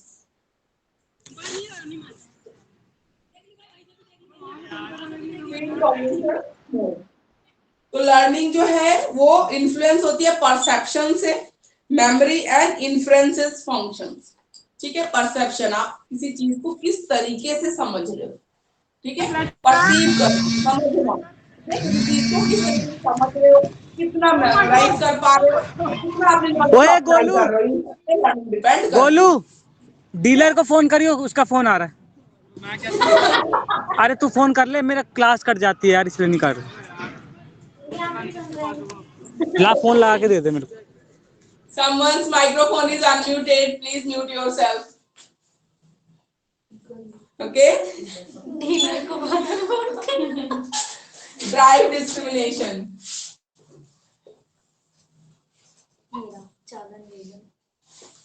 वर्ड देख रहे हो? Discrimination. क्या है? हिंदी में क्या है? चालन वे। और लास्ट है मोटर पैटर्न्स। तो और मैंने ये 6 टाइप्स की लर्निंग बताई ना। ड्राइव डिस्क्रिमिनेशन मतलब मोटर जो चाहत होती है ना लर्नर की, उसको मोटर में चैलेंज दिया पैटर्न। ड्राइव डिस्क्रिमिनेशन, ठीक है। ड्राइव होती है चाहत, ठीक है। नीड, चाहत जो होती है उसको बोलते हैं ड्राइव। तो लर्नर की जो ड्राइव्स होती है ना, उसको डिस्क्रिमिनेट करके जो नीडेड है उसको एक्यूरेट डायरेक्शन में मोड़ना, ठीक है। तो लर्निंग अच्छे तरीके से हो जाएगी। Drive discrimination. चाहत तो बच्चों की बहुत होती है, खेलने को बोले तो खेलते ही रहेंगे। ड्राइव डिस्क्रिमिनेशन, ठीक है। मोटर पैटर्न्स, ठीक है। मोटर पैटर्न, मोटर वर्ड कहीं भी आए ना समझ लो मूवमेंट से रिलेटेड है। तो उनके मोटर स्किल्स की रिफाइनमेंट पे काम करना। जैसे कुछ ड्रॉ करना है, ठीक है, तो उसको बार बार प्रैक्टिस करना, हैंड की प्रैक्टिस करना, बनाना उसको, ठीक है। कुछ थ्योरी है वो करना, तो प्रैक्टिस करो उसको, मोटर स्किल्स की प्रैक्टिस करना। जितने मूवमेंट के थ्रू या प्रैक्टिकल करना है तो करके देखो। मोटर पैटर्न जितनी रिफाइनिंग होगी ना, लर्निंग उतना अच्छा होगा।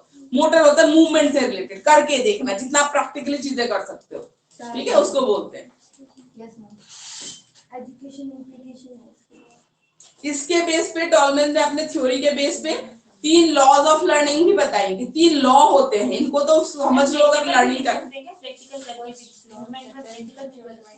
मतलब मोटर स्किल्स, मूवमेंट, जितना मूवमेंट कर रहा है प्रैक्टिकली चीजें करोगे तभी मोटर स्किल्स यूज होंगी। थ्योरी पढ़ने से तो मोटर स्किल्स यूज नहीं होंगी, जितनी चीजें आप प्रैक्टिकली कर पाओ, ठीक है।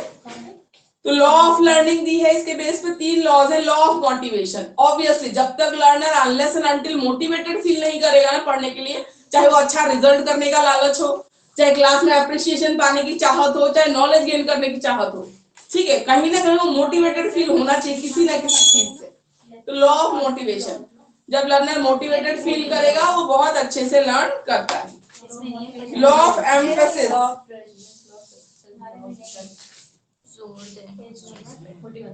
लॉ ऑफ एम्फेसिस, एम्फेसिस मतलब कौन सी चीजों पे ज्यादा जोर देने की जरूरत है। ये टीचर को भी पता होना चाहिए कि ये चीज ज्यादा इंपॉर्टेंट है, ये मुझे रिपीटेशन करानी है 2-3 बार। जैसे मैं बोलती हूँ कि ये चीज वेरी वेरी वेरी इंपॉर्टेंट है, ताकि आप मोटिवेटेड फील करो सुनने से पहले कि ये चीज मेरे लिए इंपॉर्टेंट है ना, ताकि आप ध्यान से सुनो कि नहीं मुझे तो सीखना है, ये तो वेरी वेरी इंपॉर्टेंट है। तो एम्फेसिस, किस चीज पे एम्फेसिस करना है ताकि लर्नर के लिए बेनिफिशियल रहे और लर्नर को भी पता होना चाहिए एम्फेसिस कहाँ करना है। वही बोलते हैं ना गधा मजदूरी वाला टाइम गया कि मैं 2 नंबर के चैप्टर के लिए भी 2 घंटे ही पढ़ रहे हैं और 10 नंबर के लिए चैप्टर के लिए भी 2 घंटे ही पढ़ रहे हैं। थोड़ा स्मार्ट वाला वर्क, एम्फेसिस कहाँ ज्यादा देना है, ठीक है, वो चीज होनी चाहिए। लॉ ऑफ डिसरप्शन, ठीक है।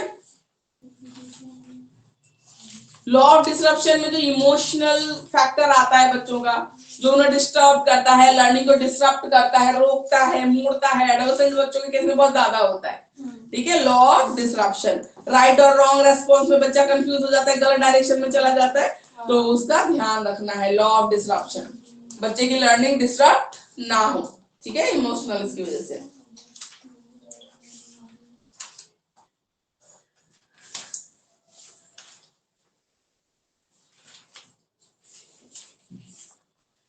मैम इसमें क्या है, क्या करना है, इस चीज पे आने का मैम हमें लॉ में नहीं हिंदी में नहीं दे रहे हो, ये तो लिख लेना 3 रुपए नहीं, कहीं ना कहीं लॉज ऑफ लर्निंग में आगे पीछे दे रखा होगा अलग से, और क्या है? तो आप इसमें आप लिख सकते हो, ऐसा कुछ नहीं है इसमें लिखना।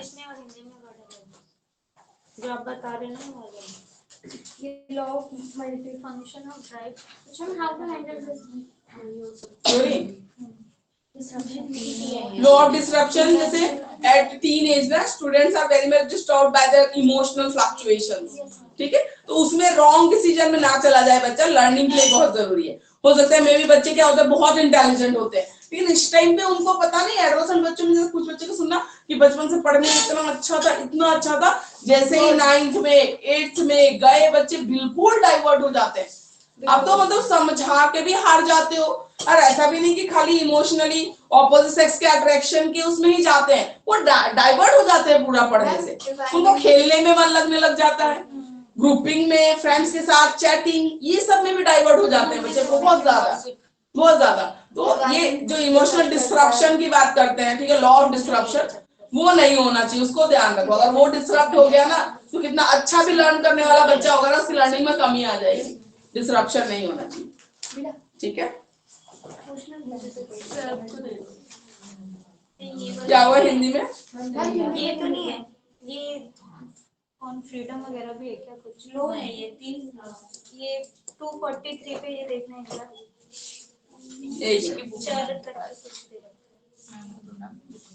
मैम जो स्टूडेंट होते हैं उसको स्ट्रक्चर और स्वतंत्र से ये नहीं है, इमोशनल बैलेंस को मेंटेन रखना। अगर मान लो बच्चा डाइवर्ट हो रहा है, कोई इश्यू आ रहा है ना, तो ऐसे काउंसलर आप उससे पूछो प्यार से कि आपने तो देखा है ना बच्चे की पढ़ने में अच्छा है, आप रिजल्ट अच्छा नहीं आ रहा, फैमिली में कोई इश्यू आ रहा है, क्या दिक्कत है, उसको प्यार से पूछो, उसकी काउंसलिंग करो, वो डिस्ट्रप्शन नहीं आना चाहिए। एक बार देख लीजिए ये रिकॉर्डिंग। मैम ये चेयर बोल रही है नहीं चल रहा है दूसरी स्केल में। और इसके 3 वेरिएबल भी बताए थे, वो भी डिस्कस करेंगे अभी टॉलमैन के, ठीक है। वेरिएबल वही जो चल वाला जो हाँ वेरिएबल अभी करेंगे। मैम, वो तो है बट लॉ नहीं है। लॉज लिख लेना, आप तीनों लिखना, वो इम्पोर्टेंट है, लिख देना साथ में। मैम बोल दीजिए। तुम्हारे पास तो इंग्लिश के है तो पेज नंबर लिख लो उसके आगे। 177 आपने कभी शिकायत नहीं करी? ऊपर है उसके पेज नंबर अरे वो फोटो ये है ना लॉ, तुम्हारे को और बहुत सारे भर भर के दे रखे, क्या है ये? Law of associate shifting, law of response bye analogy, multiple response, ये थॉर्नडाइक के हैं, थॉर्नडाइक के, टॉलमैन वाले यस नहीं है, मैम, थॉर्नडाइक है वो। थॉर्नडाइक के। टॉम कोई बात नहीं, जो नहीं है ना, मैंने बोला ना आपको तो परेशान होने की जरूरत ही नहीं है, आपको तो सारा नोट्स मिल जाएगा, उसमें एक चीज मिल जाएगी। मैम इंग्लिश की हिंदी में फोटोकॉपी मिल जाती तो वही सही था, इसमें कुछ भी नहीं है इंग्लिश में। इसका भी लेके कोई फायदा नहीं है, टर्म बनाते बनाते ही थक जाओगे, तुम बोलते हो हिंदी में मिल रहा है, पर हिंदी की बुक भी है हमारे पास, जो चौधरी वाली इंग्लिश है ना, वो हिंदी भी है एज इट इज, और बहुत अच्छी टू दी पॉइंट मिल जाएगी, अभी समझ लो खाली, मिल जाएगा। नोट्स के लिए मैंने बोला ना, फर्स्ट ईयर को तो नोट्स के लिए बिल्कुल परेशान होने की जरूरत है, भेजेंगे, अभी तो टाइम है ना, अभी थोड़ा, अभी से नोट्स पता है, अभी से भेज देंगे ना, कोई पढ़ता ही नहीं है, सीधी सी बात है, इसलिए अभी नहीं भेज रहे, भेजेंगे आपको, थोड़ा सा टाइम जाने दो, थोड़ा तो अपने लास्ट टाइम में नहीं भेजेंगे, थोड़ा पहले से भेजेंगे, तो थोड़ा तो पढ़ो, भेज देंगे, ऐसा कुछ नहीं है, पढ़ाई रहे ना, थोड़ा तो कोशिश करो, लर्न करो, इसलिए मैम क्या भेज देंगे?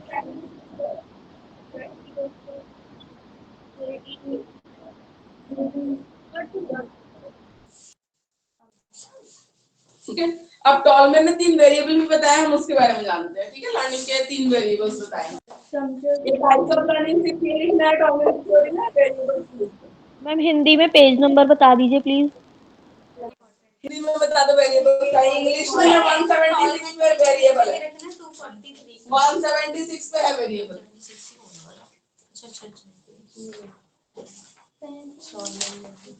नोट्स मिलेंगे, नोट्स के लिए टेंशन नहीं है, ठीक है। 243 पे नीचे दे रखा है आश्रित चर, स्वतंत्र चर और मध्यवर्ती चर, ये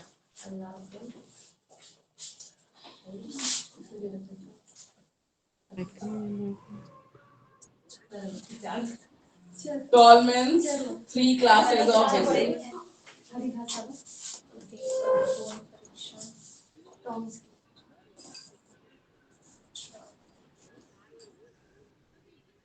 Three classes of variables. 6 types of learning बताइए और 3 वेरिएबल बताइए।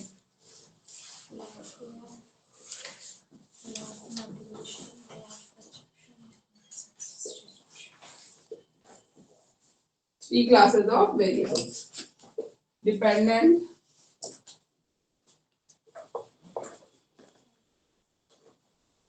इंडिपेंडेंट,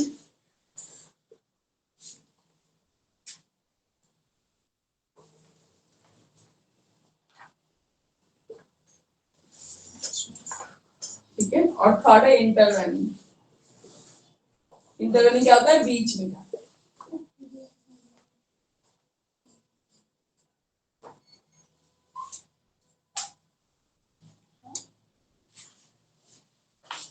अब लर्निंग के तीन वेरिएबल ने बोला, एक होता है डिपेंडेंट, एक होता है इंटरवेनिंग, एक होता है इंडिपेंडेंट।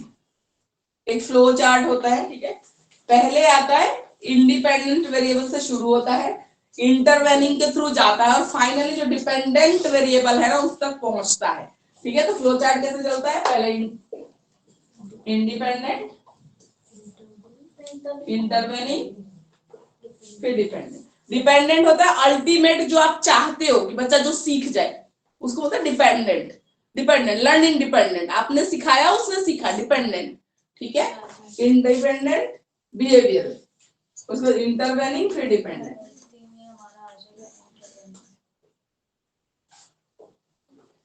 ये दे रखे है ना हिंदी में? Yes ma'am.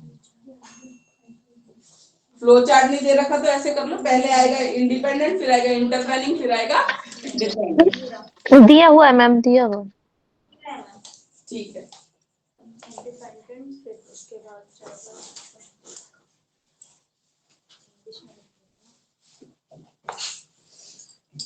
इंडिपेंडेंट में दो चीजें आती हैं, एक आता है आपका पर्सनल और दूसरा आता है एनवायरमेंटल। मतलब इंडिविजुअल वेरिएशन आता है और एनवायरमेंटल आता है, दो तरीके का आता है। इंडिपेंडेंट में एक आता है एनवायरमेंटल और individual, environmental and individual. Individual किसमें आता है? अच्छा इसमें आता है। इंडिविजुअल लर्नर का अपना जो इंडिविजुअल और एनवायरमेंट जैसा इफेक्ट दे रहा है वो सारी चीजें, ठीक है। तो इंडिपेंडेंट वेरिएबल में एनवायरमेंटल और इसमें आता है, इंडिविजुअल में आ जाएगा एज कैसी है बच्चे की, ठीक है। फिर आ जाता है नंबर ऑफ ट्रायल, कितनी कोशिश कर रहा है बच्चा, ठीक है। ये सारी चीजें आ जाती हैं। स्टिमुलस कैसा मिल रहा है बच्चे को, ठीक है। बट मैम हमारे में न्यूट्रिशनल स्टेटस क्या है, एंडोक्राइन ग्लैंड्स का। मेज पैटर्न। मेज पैटर्न एक तरीका होता है बच्चों को सिखाने का, क्रॉस पजल टाइप उसे सिखाते हैं, ठीक है। वो कुछ नहीं है, पैटर्न है जिससे लर्निंग में हेल्पफुल होती है। एनवायरमेंट में आ जाएगा स्टिमुलस, ठीक है। पास्ट ट्रेनिंग कैसी रही है, ये सारी चीजें आ जाती है। तो ये होते हैं इंडिपेंडेंट वेरिएबल्स लर्निंग के, ठीक है। एज कैसा है बच्चे का, एंडोक्राइन ग्लैंड से कितना रिलीज हो रहा है, तो इंटेलिजेंस कितनी है अल्टीमेटली, जब पिट्यूटरी ग्लैंड की बात करते हैं ना, इंटेलिजेंट कितना है बच्चा, न्यूट्रिशनल रिक्वायरमेंट कैसी है, खाता पीता कैसे है, ठीक है। बाकी उसकी लर्निंग कैसी है, स्टिमुलस कैसा मिल रहा है उसको, स्टिमुलस होगा सही तभी तो रेस्पॉन्स सही आएगा, टीचिंग कैसी है, समझ रहे हो, ये सारी चीजें। स्टिमुलस मतलब फैमिली में एनवायरनमेंट कैसा है, कैसा स्टिमुलस जा रहा है उसके पास, उस हिसाब से रेस्पॉन्स निकलेगा बच्चे का, ठीक है। तो ये सारे आते हैं इंडिपेंडेंट वेरिएबल में। फिर आते हैं इंटरवेनिंग, ठीक है। ये आते हैं इंटरवेनिंग। इंडिपेंडेंट और डिपेंडेंट वेरिएबल को बीच में जोड़ने का काम करता है, ठीक है। इसमें आ जाता है पर्पस, ड्राइव, गोल, एक्सपेक्टेशन, ये सारी आ जाती है। कैपेसिटीज कैसी है बच्चे की, ठीक है। जेनेटिक वो कैसा है, बिहेवियरल एडजस्टमेंट कैसा हो रहा है, इसको बोलते हैं इंटरवेनिंग। और डिपेंडेंट में फाइनली, इंडिपेंडेंट से वो क्या है इंटरवेनिंग, और फाइनली डिपेंडेंट में जैसा बिहेवियर आप चाहते हो वो आ जाना बच्चे में, उसको बोलते हैं बिहेवियरल जो चेंज आएगा, ठीक है। तो ये ज्यादा नहीं लिखना आपको, टॉलरेंस में एक तो 6 टाइप ऑफ लर्निंग लिखनी है, ये 3 वेरिएबल बताने हैं, ठीक है। लॉज ऑफ लर्निंग लिखना और फाइनली एजुकेशनल इम्प्लीकेशन लिखनी है बस,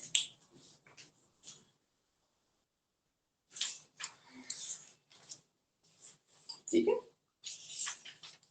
इतनी चीजें आपको करनी है, बल्कि एजुकेशनल इम्प्लीकेशन इंग्लिश की बुक में नहीं दे रखा है प्रॉपर, तो हिंदी में बहुत अच्छे से दे रखा है। क्लास में मुझे भी इसमें अच्छे से दे रखा है, हिंदी वाला ना उसमें अच्छे से दे रखा है। मैम आप क्या कर रहे हैं? इस थ्योरी के बाद देखते हैं सिलेबस में कौन सी थ्योरी है, ठीक है। थ्योरी होगी शायद, आई थिंक एक और होगी, कंस्ट्रक्टिविज्म होगी शायद। कंस्ट्रक्टिविज्म। मैम ये इम्पोर्टेंट है क्या ये टॉलमेन आ सकती है क्या, बल्कि इंसाइटफुल पूरा अकेला लॉन्ग में आपका कम दिखा है, ये तो आ जाता है, ये आ जाता है। थोड़ा थोड़ा लोगों की क्वेश्चन है। एक सारी क्वेश्चन है। ठीक है, जैसे हमने बोला एनवायरमेंटल फैक्टर एक है ना इंडिपेंडेंट में, तो डिपेंड करता है उसका जो एनवायरमेंट है वो अच्छा होना चाहिए, वहां से अच्छे स्टिमुलस आने चाहिए।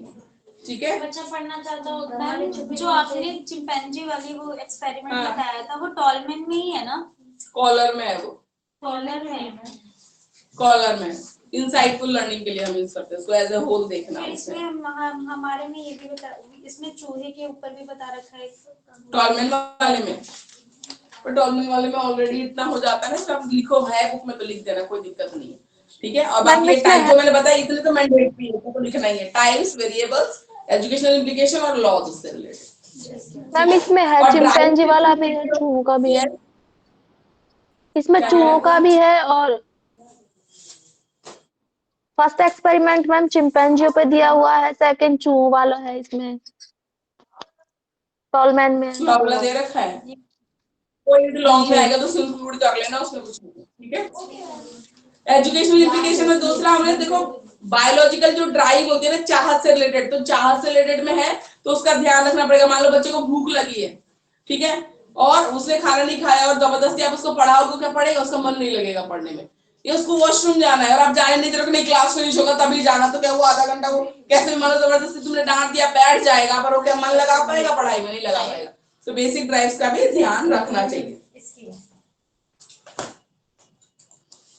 जेनेटिक्स भी इन्फ्लुएंस करती है, हम तो बोल ही दिया, पर्सनल तो फूड हैबिट्स वगैरह सही होना चाहिए। ठीक है, न्यूट्रिशन उसका प्रॉपर होना चाहिए, और प्रीवियस नॉलेज उसकी कैसी है उस पर भी ध्यान रखना चाहिए ताकि वो आगे कर सके, अप्लाई कर सके। तो ये सारी चीजें ठीक है। और लॉ ऑफ रेडीनेस, और वो हमने बोला बच्चा जब तक लर्नर सीखने के लिए रेडी ना हो, डिसरप्शन वाला बिहेवियर, ये सारा एजुकेशनल इम्प्लीकेशन में आ जाता है। इसके बाद हम आते हैं, देखते हैं इसके बाद नेक्स्ट थ्योरी क्या है। कंस्ट्रक्टिविज्म है, आई थिंक कंस्ट्रक्टिविज्म है, उसके बाद ब्रूनर डिस्कवरी लर्निंग है।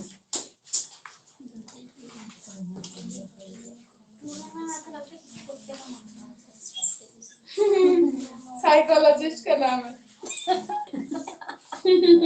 क्या? ठीक है, इसके बाद हम आएंगे कंस्ट्रक्टिविज्म, फिर आएंगे ब्रूनर डिस्कवरी लर्निंग।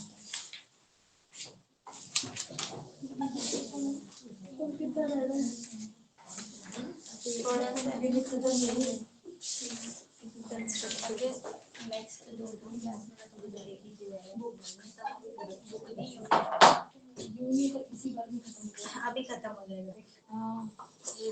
हमारे दूसरे साथ में तो खत्म हो गया। हाँ कंस्ट्रक्टिविज्म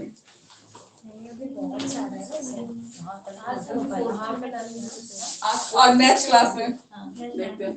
ठीक है, कंस्ट्रक्टिविज्म क्या होता है, कंस्ट्रक्टिविज्म में क्या होता है, जो स्पून फीडिंग बोलते हैं, जैसे हमने एज अ टीचर बता दिया ये आएगा, आपको रटवा दिया, आपकी खुद की जो थॉट है ना वो डेवलप नहीं हुई, खुद की नॉलेज डेवलप नहीं हुई। मैंने बोला आपने रट लिया, एग्जाम में लिख दोगे, नंबर भी मिल जाएगा।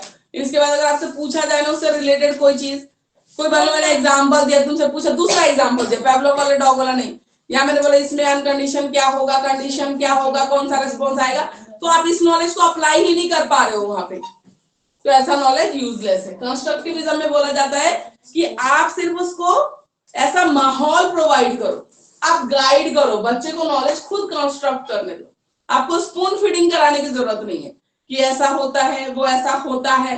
ठीक है, उसको करने दो, देखने दो, सीखने दो, आप उसको बताओ। ठीक है, एक्सपेरिमेंट्स के थ्रू, डिस्कशंस के थ्रू, क्लास डिस्कशन के थ्रू, एक्टिविटीज के थ्रू उसको सीखने दो।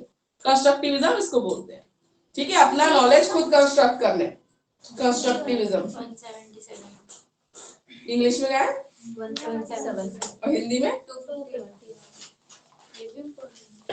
251।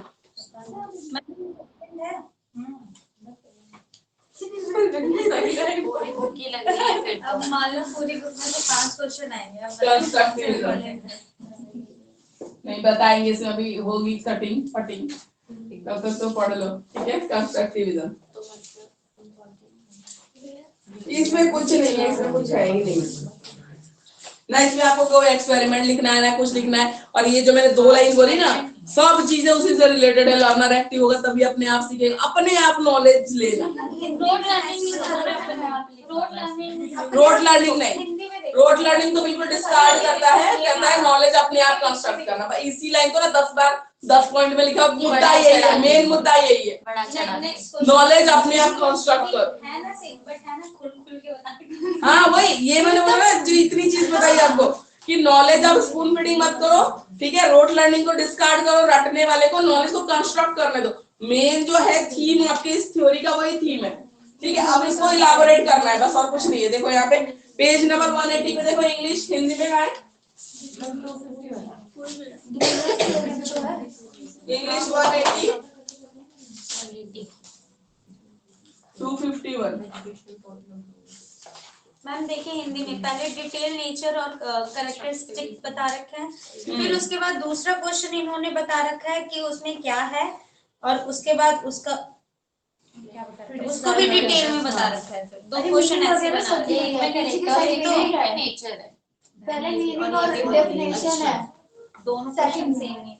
सेम है, पर एक में मीनिंग डेफिनेशन नहीं। देखो, नॉलेज कंस्ट्रक्ट करने के लिए लर्नर को एक तो टीचर चाहिए, एक उसको ऐसा एनवायरनमेंट चाहिए, ठीक है। आप एनवायरनमेंट प्रोवाइड करो, आप उसके मेंटर की तरह काम करो, एक्टिव होना चाहिए। लर्नर एक्टिव होना चाहिए, पैसिव नहीं होगा। इसमें क्या आप पढ़ा रहे हो, सुन रहे हो, कुछ नहीं बोल रहा, याद करके आ रहा है, एग्जाम दे रहा है, ऐसा नहीं होना चाहिए, ठीक है। तो लर्निंग कंस्ट्रक्टिविज्म में सबसे पहली बात है, learner always should active. Learning active process है, आप मान के चलो, ठीक है। पैसिव लर्नर नहीं होना चाहिए।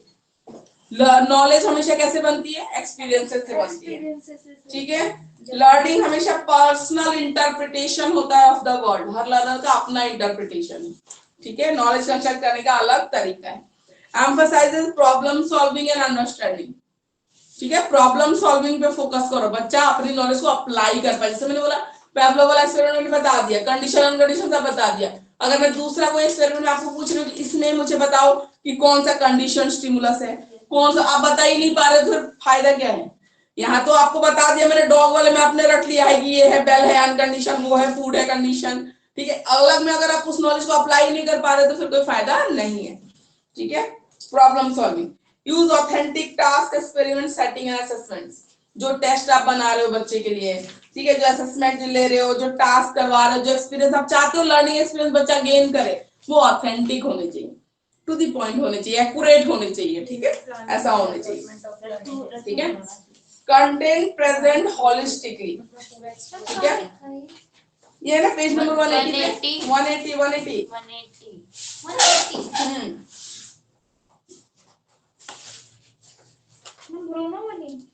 ब्रूनर वाली नहीं, ये वाली ब्रूनर से पहले है, यही तो कर रहे हैं, ठीक है। ये जो है cognitive is a learning theory, वहीं से कर रहे हैं, ठीक है। होलिस्टिक अप्रोच मतलब एज ए होल बताना, ठीक है। उसके बाद पार्ट्स में आप एक्सप्लेन करोगे। Emphasis from teaching to learning, emphasis किस पे होनी चाहिए, लर्निंग पे, टीचिंग पे नहीं होनी चाहिए। मतलब ये टीचर सेंटर्ड नहीं है, ठीक है। Individualise and contextualise students learning experience. कौन सा लर्नर किस कॉन्टेक्स्ट में अच्छे से सीख सकता है, इंडिविजुअल लर्नर का पेस अलग है, उसको ध्यान में रखते हुए, हर एक लर्नर के ध्यान में रखते हुए आपको जो भी आप पढ़ा रहे हो उसी तरह टीचिंग मेथड डिसाइड करो, उस हिसाब से आप अपने कंटेंट को एक्सप्लेन करो ताकि सबको समझ में आ जाए अच्छे से, ठीक है। Help student develop process skills and attitude, skill develop होने चाहिए बच्चे में अगर आप पढ़ा रहे हो, ठीक है। फिर स्टूडेंट का लर्निंग स्टाइल आइडेंटिफाई करना, कंसिडर करना, हर लर्नर का एक लर्निंग स्टाइल होता है, ठीक है। जैसे हमने 6 टाइप्स ऑफ लर्निंग पढ़ी ना, कोई कैथेक्सिस से पढ़ना पसंद करेगा, जब ड्राइव को आप जोड़ दोगे, ताली बजवा दो क्लास में, बहुत खुश, पढ़ के इसलिए आएगा कि कल मैं आंसर करूंगा तो मैम मेरे लिए क्लैप करवाएंगी, फिर से, ठीक है, ठीक है। तो और बाकी चीजें होती है, कुछ बच्चों को होता है, ठीक है, कि बोल रहे हैं, वो कर रहे हैं, रिजल्ट अच्छा आएगा इसलिए पढ़ रहे हैं, कुछ है अपनी हंगर से पढ़ रहे हैं, ड्राइव है, उनको अच्छा लगता है नॉलेज गेन करना इसलिए पढ़ रहे हैं, सबका अपना अपना है। तो लर्निंग स्टाइल आपको आइडेंटिफाई करना पड़ेगा। नॉलेज कंस्ट्रक्शन में फोकस करना है, रिप्रोडक्शन पे नहीं करना है, ठीक है। Use authentic task to engage learners, learners को एंगेज करने के लिए जो ऐसे टास्क आप बनाओ जो रिलेटेड हो, जो भी आप सिखाना चाहते हो उससे रिलेटेड हो। मीनिंगफुल प्रॉब्लम बेस्ड थिंकिंग होनी चाहिए, निगोशिएशन ऑफ मीनिंग, ठीक है, provides requires negotiation of meaning, जो आप समझाना चाहते हो उसके लिए बातचीत का मौका रहे, यानी कि मैंने बोल दिया और यही परम सत्य है, don't ask any question class में है, ऐसे बोले फिर कैसे चलेगा ना, कि नहीं मैंने पढ़ा दिया यही होता है, अब ज्यादा मत पूछना सवाल, ऐसे नहीं। निगोशिएशन, और बच्चा कुछ बोल रहा है ना, आप सुनिए उसको क्या बोल रहा है। Reflection of prior knowledge, constructivism में बच्चा जो पीछे सीख के आया है और नई नॉलेज जो आप दे रहे हो, जैसे मतलब पेवलॉव का आपने सीखा और नई कंडीशन में पूछ रही हूँ, new knowledge previous knowledge connect करना आना चाहिए, या प्रीवियस नॉलेज को नई सिचुएशन में अप्लाई करना आना चाहिए, ठीक है, कंस्ट्रक्टिविज्म में। Extend student beyond content presented to them, जो कंटेंट उनको पढ़ाया जा रहा है ना उसके आगे एक्सटेंशन का वो रखो, चांस रखो, स्कोप रखो, आगे एक्सटेंड हो सके, ठीक है। ये प्रिंसिपल्स की सारी यही चीज है, इसमें कुछ नहीं, नॉलेज कंस्ट्रक्ट होता है, ट्रांसमिट नहीं होता है, यही सारा है, ठीक है। तो कंस्ट्रक्टिविज्म की थ्योरी में कुछ ऐसा है ही नहीं, यही चीज है जो हमने 10-12 पॉइंट में पढ़ा है। Ma'am excuse me ma'am, ma'am जैसे कि हम लोग कई बार क्लास में पढ़ा रहे होते हैं तो बच्चे बीच में, hello someone is asking something, yes ma'am, जैसे कई बार हम क्लास में पढ़ा रहे होते हैं, बच्चे जैसे हमने शुरू करा, बच्चों ने बीच में ही क्वेश्चन पूछ लिया तो उनको कैसे चुप कराए, वो जैसे हमने एक वर्ड शुरू करा हाँ बीच में जैसे वो होता है प्रीमैच्योर वो होते हैं, रेस्पॉन्सेज होते हैं। हेलो जी मैम, हाँ बीच में मतलब आप टॉपिक खत्म नहीं किया और उससे रिलेटेड पहले ही पूछ लेते हैं, ठीक है। इसमें तो 2 रीजन होते हैं, एक तो होते हैं हाइपर एक्टिव बच्चे जिनसे रुका ही नहीं जाता, आधा सुनो और बोलने को दिया, और कुछ होते तो पहले से पढ़ के आते हैं जो टांग खिंचाई में बिलीव करते हैं, ठीक है। तो एक तो इसके बच्चों को तो आप पहले से समझा दो, एक रूल ही बना लो अपनी क्लासरूम का, एकदम पढ़ा लो, then you can raise your hand in, you can ask, या बीच में भी आप हैंड रेज करो, directly don't interrupt the class, बहुत पोलाइटली आप समझा सकते हो, हैंड रेज करो, ठीक है। लेटर जैसे ही टॉपिक खत्म होगा ना, I will answer your question, ठीक है। और आप अगर इस बिहेवियर को कंटिन्यू रखोगे, अगर आप रेस्पॉन्स ऐसे दे रहे हो कि हर बच्चे को हैंड रेज जिसने किया, जैसे ही आपका टॉपिक खत्म हुआ आपको चांस दो बोलने का, ठीक है, तो फिर आपका ये स्मूथली चलेगा।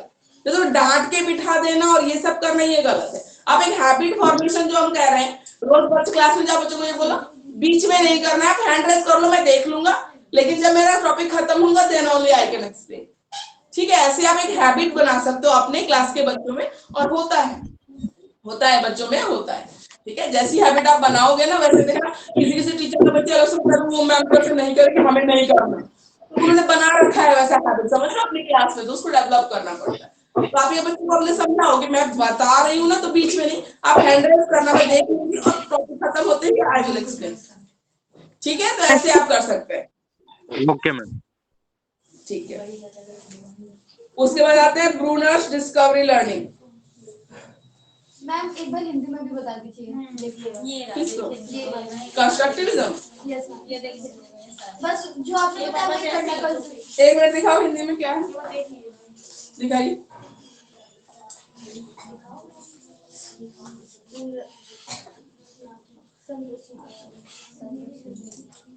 रचनात्मक, मुझे तो लगा था मेरी हिंदी गंदी है। मैंने भी यही बोला है। मोटिवेशन आ गया, ठीक है। बाकी चीजें इसमें नवीन ज्ञान प्रदान करते हैं, स्व अधिगम करता, सेल्फ लर्निंग के लिए मोटिवेट करना, ठीक है। यही सब चीजें जो मैंने बताई है ना, टर्म्स अलग अलग, इसमें यही करना है और कुछ नहीं। इसके लिए 2 पेज में दिया हुआ है, ये डेफिनेशन भी दी है, परिभाषा भी दी है, डेफिनेशन में परिभाषा मीनिंग, सॉरी मीनिंग, डेफिनेशन और मीनिंग वगैरह भी दी है, प्लानिंग भी दिया हुआ है, प्लानिंग वगैरह भी है। प्लानिंग एंड डेवलपमेंट कुछ नहीं, मैं बता दे रही हूँ, थोड़ा सा लिख लेना आप लोग, ठीक है। प्लानिंग, अगर कंस्ट्रक्टिव लर्निंग आप करवाना चाहते हो ना, तो उसकी प्लानिंग आप कैसे करोगे? पहले तो सबसे पहले प्रीवियस नॉलेज चेक करना होता है। जब मान लो पीछे से बच्चा कोई टॉपिक सीख के नहीं आया, आप उसके आगे का कराने लग जाओगे, कैसे सीखेगा बच्चा? नहीं सीख पाएगा। पहले तो प्रीवियस नॉलेज टेस्ट करना होता है बच्चों को, आपकी क्लास के बच्चों को कितना आता है। पहले तो वो देख लो, ठीक है, मोस्टली वो आता है मान लो, ठीक है। तब मैं आगे कंस्ट्रक्टिविज्म वाली थ्योरी अपनी क्लास में अप्लाई करने के लिए मैं क्या करूंगी, मैं ऐसा नहीं कि जाऊंगी पढ़ाऊंगी कि आज ये पढ़ना है बेटा, इसको रट लो, इसको याद कर लो, कल टेस्ट लूंगी, ऐसा नहीं। उसमें आप क्या करोगे, कोई एक्टिविटी ले लो, ठीक है, एक्टिविटी के थ्रू जिसमें सिखा सकते हो ऐसी कोई एक्टिविटी प्लान कर लो, ग्रुप एक्टिविटी हो, इंडिविजुअल हो, ठीक है। कंटेंट जो क्रिएट करोगे पढ़ाने के लिए, तो इस तरीके से डिवाइड करो ताकि सबका वैल्यू समझ में आ जाए।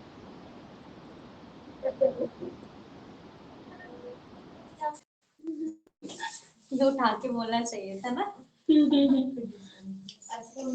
ठीक है, कोई एक्टिविटी करा रहे हो उसके लिए प्रॉपर, जैसे मानो मुझे कुछ एक्टिविटी करानी है तो मैं गाइड करूंगी, मैं एग्जैक्ट आंसर नहीं बताऊंगी। जैसे आज के केस स्टडी का पॉइंट है मेरा एयर पॉल्यूशन, एसिड रेन, तो मैंने बच्चों को दे दिया, मैंने समझाया नहीं, मैंने बताया थोड़ा बहुत एयर पॉल्यूशन होता है, इसका इफेक्ट होता है एसिड रेन, थोड़ा बहुत गाइड करना, प्रॉपर आंसर नहीं बताना बच्चों को। फिर कोई केस स्टडी दे दो कि ठीक है, द कलर ऑफ ताजमहल, ठीक है, हैज फेड, ठीक है, वो हो गया है, तो what is the reason behind it, find out करके लाओ, अपने आप में सर्च करके लाओ, ठीक है, ऐसे होता है। तो कंस्ट्रक्टिविज्म, बच्चा खुद आंसर ढूंढ के लाएगा, फिर अगले दिन आप क्लास में डिस्कस करोगे, सबने क्या क्या आंसर ढूंढा, ठीक है, डिस्कशन होगा, किसी का कुछ होगा रीजन, किसी का कुछ होगा, किसका सही होगा, अच्छी बात है। तो खुद का मतलब माइंड डेवलपमेंट करना, हाँ, अपने आप नॉलेज कंस्ट्रक्ट करना। आपने गाइड किया, एयर पोल्यूशन बताया, आसपास की चीजें बताई, ठीक है, एक बैकग्राउंड जो है चीज का, बिल्कुल, अब वो ढूंढ के लाएंगे आंसर, खुद स्टडी किया उन्होंने, नॉलेज कंस्ट्रक्ट किया। अब मान लो कुछ तो सही आंसर लेके आएंगे, ज्यादा हो सकता है गलत भटक गए हो, गलत आंसर हो, गलत रीजन हो, किसी ने बताया हो कुछ हो, तो जो सही आंसर भी लेके आए फिर क्लास डिस्कशन होती है, या टीचर उनके सपोर्ट में बताता है कि आपने जैसे बताया ना, सब बोलेंगे कि एसिड रेन की वजह से कलर फेड हो रहा है, ठीक है, अब आप समझाओगे, बच्चे ने खुद सीख के आया ना कि एसिड रेन है, अब आप उसके डिटेल में बताओगे, उसको एक्सप्लेन करोगे, प्रॉपर बताओगे, यस कि आप सबका आंसर सही है, यही होता, आप बताते हो कि एसिड रेन होता कैसे है, ठीक है, ऐसे मतलब सोच, वो कितना बच्चा सोच पा रहा है, कितनी मेहनत कर रहा है उस चीज को ढूंढने के लिए। स्पून फीडिंग नहीं, स्पून फीडिंग नहीं होना चाहिए कि ये होता है बेटा, इसको रख लो, इसको पढ़ लो, ऐसे। हाँ, ऐसा उसको एनवायरनमेंट प्रोवाइड करो जहाँ बच्चा खुद अपनी नॉलेज कंस्ट्रक्ट करे। Initial understanding is local not global. Initial understanding local मतलब पहले जो चीज आप सीखते हो ना, छोटी छोटी चीजों के बारे में सीखते हो, अपने आसपास सराउंडिंग से सीखते हो, ठीक है, उसके बाद आप बुक से या जो लेवल होता है धीरे धीरे ब्रॉड होता जाता है, कहने का ये मतलब है लोकल टू ग्लोबल, ठीक है। हम टोनी नॉट लिखा है, not global. Initial learning, initial local होती है, नॉट ग्लोबल। इनिशियली ही आप बहुत ब्रॉड लेवल पे तो नहीं सीखते हो ना, लोकल लेवल पे सीखते हो, छोटी छोटी चीज सीखते हो, कहने का ये मतलब, ठीक है। Planning and development of constructivism है मोटिवेटेड लर्नर, ऑब्वियसली, क्योंकि आपको डायरेक्ट स्पून फीडिंग करनी ही नहीं है, आपको मोटिवेट करना है कि बच्चा खुद आंसर ढूंढ के लाए, उसके लिए मोटिवेशन बहुत ज्यादा जरूरी है। और असेसमेंट कैसा होना चाहिए इस तरीके में, असेसमेंट भी टिपिकल मेथड का नहीं होना चाहिए, तो रट के आंसर करो ऐसा नहीं होना चाहिए। तो आप उसके ग्रुप एक्टिविटी में, प्रोजेक्ट में नंबर लगाओ, प्रोजेक्ट दे दो, एक्टिविटी दे दो, ओरल टेस्ट ले लो, एक्सप्लेनेशन ले लो, पीपीटी प्रेजेंटेशन ले लो। मान लो मैंने कोई साइंस का मॉडल बनाने को दिया तो मैंने बोला साथ में एक पीपीटी भी होनी चाहिए उस टॉपिक पे, साथ में एक्सप्लेन भी करना चाहिए, ठीक है, मॉडल को एक्सप्लेन होना चाहिए, एक एक्सप्लेन करेगा, एक करेगा, एक पीपीटी को एक्सप्लेन करेगा, ऐसे इस तरीके से बांट दिया मैंने ग्रुप, ठीक है। तो ऐसा होना चाहिए, असेसमेंट का तरीका भी फिर अलग होना चाहिए, ऐसा नहीं कि कोई रिटर्न टेस्ट जो सालों से चला आ रहा है मैंने लिया और पढ़ाया। कंस्ट्रक्टिविज्म अगर थ्योरी आप अप्लाई कर रहे हो तो आपको असेसमेंट का तरीका भी अलग रखना पड़ेगा, ठीक है। कुछ ज्यादा प्रोग्रेस हो गया है ऐसे, क्या मतलब ये एक्टिविटीज का कोविड के बाद से पहले भी था। हाँ, बहुत सीसी तो पहले ही था और इतना ज्यादा बर्डन था टीचर पे, उसको हटाना ही पड़ गया। कंटिन्यूअस एंड कॉम्प्रिहेंसिव इवैल्यूएशन जो लगा था, कम कर दिया गया कोविड से, सिलेबस भी बहुत कम कर दिया है, ठीक है। तो ये भी लिख देना आपका जो थ्योरी प्लानिंग है ना, असेसमेंट, उसको लिखा गया और कुछ नहीं है। सब कुछ चैप्टर्स ही गाइड कर दिए हैं काफी सारे। हाँ, वो 10th में तो इतना इंपॉर्टेंट चैप्टर पीरियोडिक क्लासिफिकेशन वगैरह हटा ही दिया है, बहुत सी चीजें हटा दी है बिल्कुल। मैम अभी तो हर सब्जेक्ट में हर क्लास में पढ़ाओगे या नेक्स्ट क्लास में? कोई देखने में तो लंबी थ्योरी है, कोई छोटा टॉपिक देख लेते हैं जो 10 मिनट में खत्म होता हो, है ना। ब्रूनर डिस्कवरी लर्निंग तो लंबी है, 10 मिनट में नहीं हो पाएगा। एजुकेशन पॉलिसी उसके अंडर किया हुआ है। नहीं हाँ जी, वो तो दूसरी थी, वो तो childhood in context of poverty and globalisation, 4th unit में जो टॉपिक है ना उस पे कर रहे हैं, कि थर्ड पे भी ब्रूनर वगैरह, बाकी सब लंबे टॉपिक है, नेक्स्ट क्लास में करेंगे। तो 4th से एक टॉपिक ले लेते हैं, 10 मिनट वेस्ट होने क्या फायदा, poverty and globalisation. Ma'am page number page number अभी निकालते हैं। यूनिट 4 थर्ड में अभी टॉपिक्स रहते हैं ऑनलाइन स्टूडेंट्स, ठीक है, थर्ड में अभी टॉपिक्स रहते हैं पर टाइम कम रह रहा है ना, इसलिए हम छोटा सा टॉपिक लेते हैं। Poverty and globalisation unit 4। ये वाला चैप्टर पूरा थ्योरी वगैरह कुछ नहीं है, बिल्कुल जनरल टॉपिक है, फोर्थ वाला बहुत आसान है। कौन सा टॉपिक करा रही है मैम आप? यस, चैप्टर 4 से एक टॉपिक हम कर रहे हैं पॉवर्टी एंड ग्लोबलाइजेशन, क्योंकि अभी 10 मिनट रह गए ना इसमें, तो फिर यही ठीक है, जल्दी खत्म हो जाएगा। Question paper. अच्छा unit wise excuse me ma'am, page number? Page number English में है। क्या एक ही क्वेश्चन आएंगे सारे यूनिट से। नहीं, ये देखो इसमें से ये 4 अनिवार्य हैं। ग्लोबलाइजेशन और अब ये हमें नहीं पता हमारे भी कंपल्सरी है। ये देखो पेज नंबर 227 इंग्लिश में बातें का। मैम इससे अच्छा क्वेश्चन पेपर डिस्कस करते हैं पीछे मैम से। 227 हिंदी का है, हिंदी 289, इंग्लिश में 227, हिंदी में 289। पॉवर्टी एंड ग्लोबलाइजेशन, तो देखते हैं effect of poverty on children, ठीक है। पॉवर्टी क्या होती है? गरीबी, ठीक है। बच्चों पे क्या इफेक्ट होता है इसका? Educational and cognitive outcome, educational भी, ठीक है। बहुत सारे ऐसे लोग हैं जो पढ़ाई अफोर्ड नहीं कर पाते, तो आजकल तो खैर गवर्नमेंट बहुत कुछ कर रही है ऐसे बच्चों के लिए भी, फिर भी उसमें फर्क रह जाता है, ठीक है। तो एजुकेशनल आउटकम में फर्क दिखेगा उसका, पॉवर्टी का इफेक्ट उनके एजुकेशनल आउटकम पे हमें देखने को मिलता है। कॉग्निटिव आउटकम में भी देखने को मिलता है, जितने रिसोर्सेज, ठीक है, बाकी बच्चों को अवेलेबल है उतने रिसोर्सेज एक पुअर बच्चे के पास अवेलेबल नहीं होती है। तो ऑब्वियसली एजुकेशनल और कॉग्निटिव आउटकम दोनों में फर्क पड़ता है। एक बच्चे के जितने रिसोर्सेज दिए जाए, जिस तरीके से सोच पा रहा है, कर पा रहा है, ठीक है, उतनी अपॉर्चुनिटीज उस बच्चे को नहीं मिल रही है, ठीक है। सोशल एंड इमोशनल डेवलपमेंट में भी फर्क रहता है, ठीक है। सोशल डेवलपमेंट में भी ऐसे बच्चे जिनको सारी फैसिलिटीज मिल रही है, जो सारी चीजें देख रहे हैं, वो जितना कॉन्फिडेंट होते हैं हर चीज में, पुअर बच्चे अपने आप को कहीं ना कहीं इंफीरियर फील करते हैं बाकी बच्चों से, तो उस तरीके का इमोशनल और सोशल डेवलपमेंट उनमें, हाँ, ठीक है, वो कॉन्फिडेंस उनमें नहीं आ पाता है सोशल एंड इमोशनल डेवलपमेंट में। इकोनॉमिक आउटकम, ठीक है, वो तो होता है इकोनॉमिक आउटकम। उसकी वजह से क्या होता है, बच्चे भी कभी कभी चाइल्ड लेबर और इनमें इन्वॉल्व हो जाते हैं, तो बिल्कुल जनरल सा ये टॉपिक है, आराम से आप पढ़ भी कर सकते हैं। Excuse me ma'am. Health outcomes, Hrithik Roshan की जो मैम कोचिंग प्रोवाइड करते हैं। Excuse me ma'am.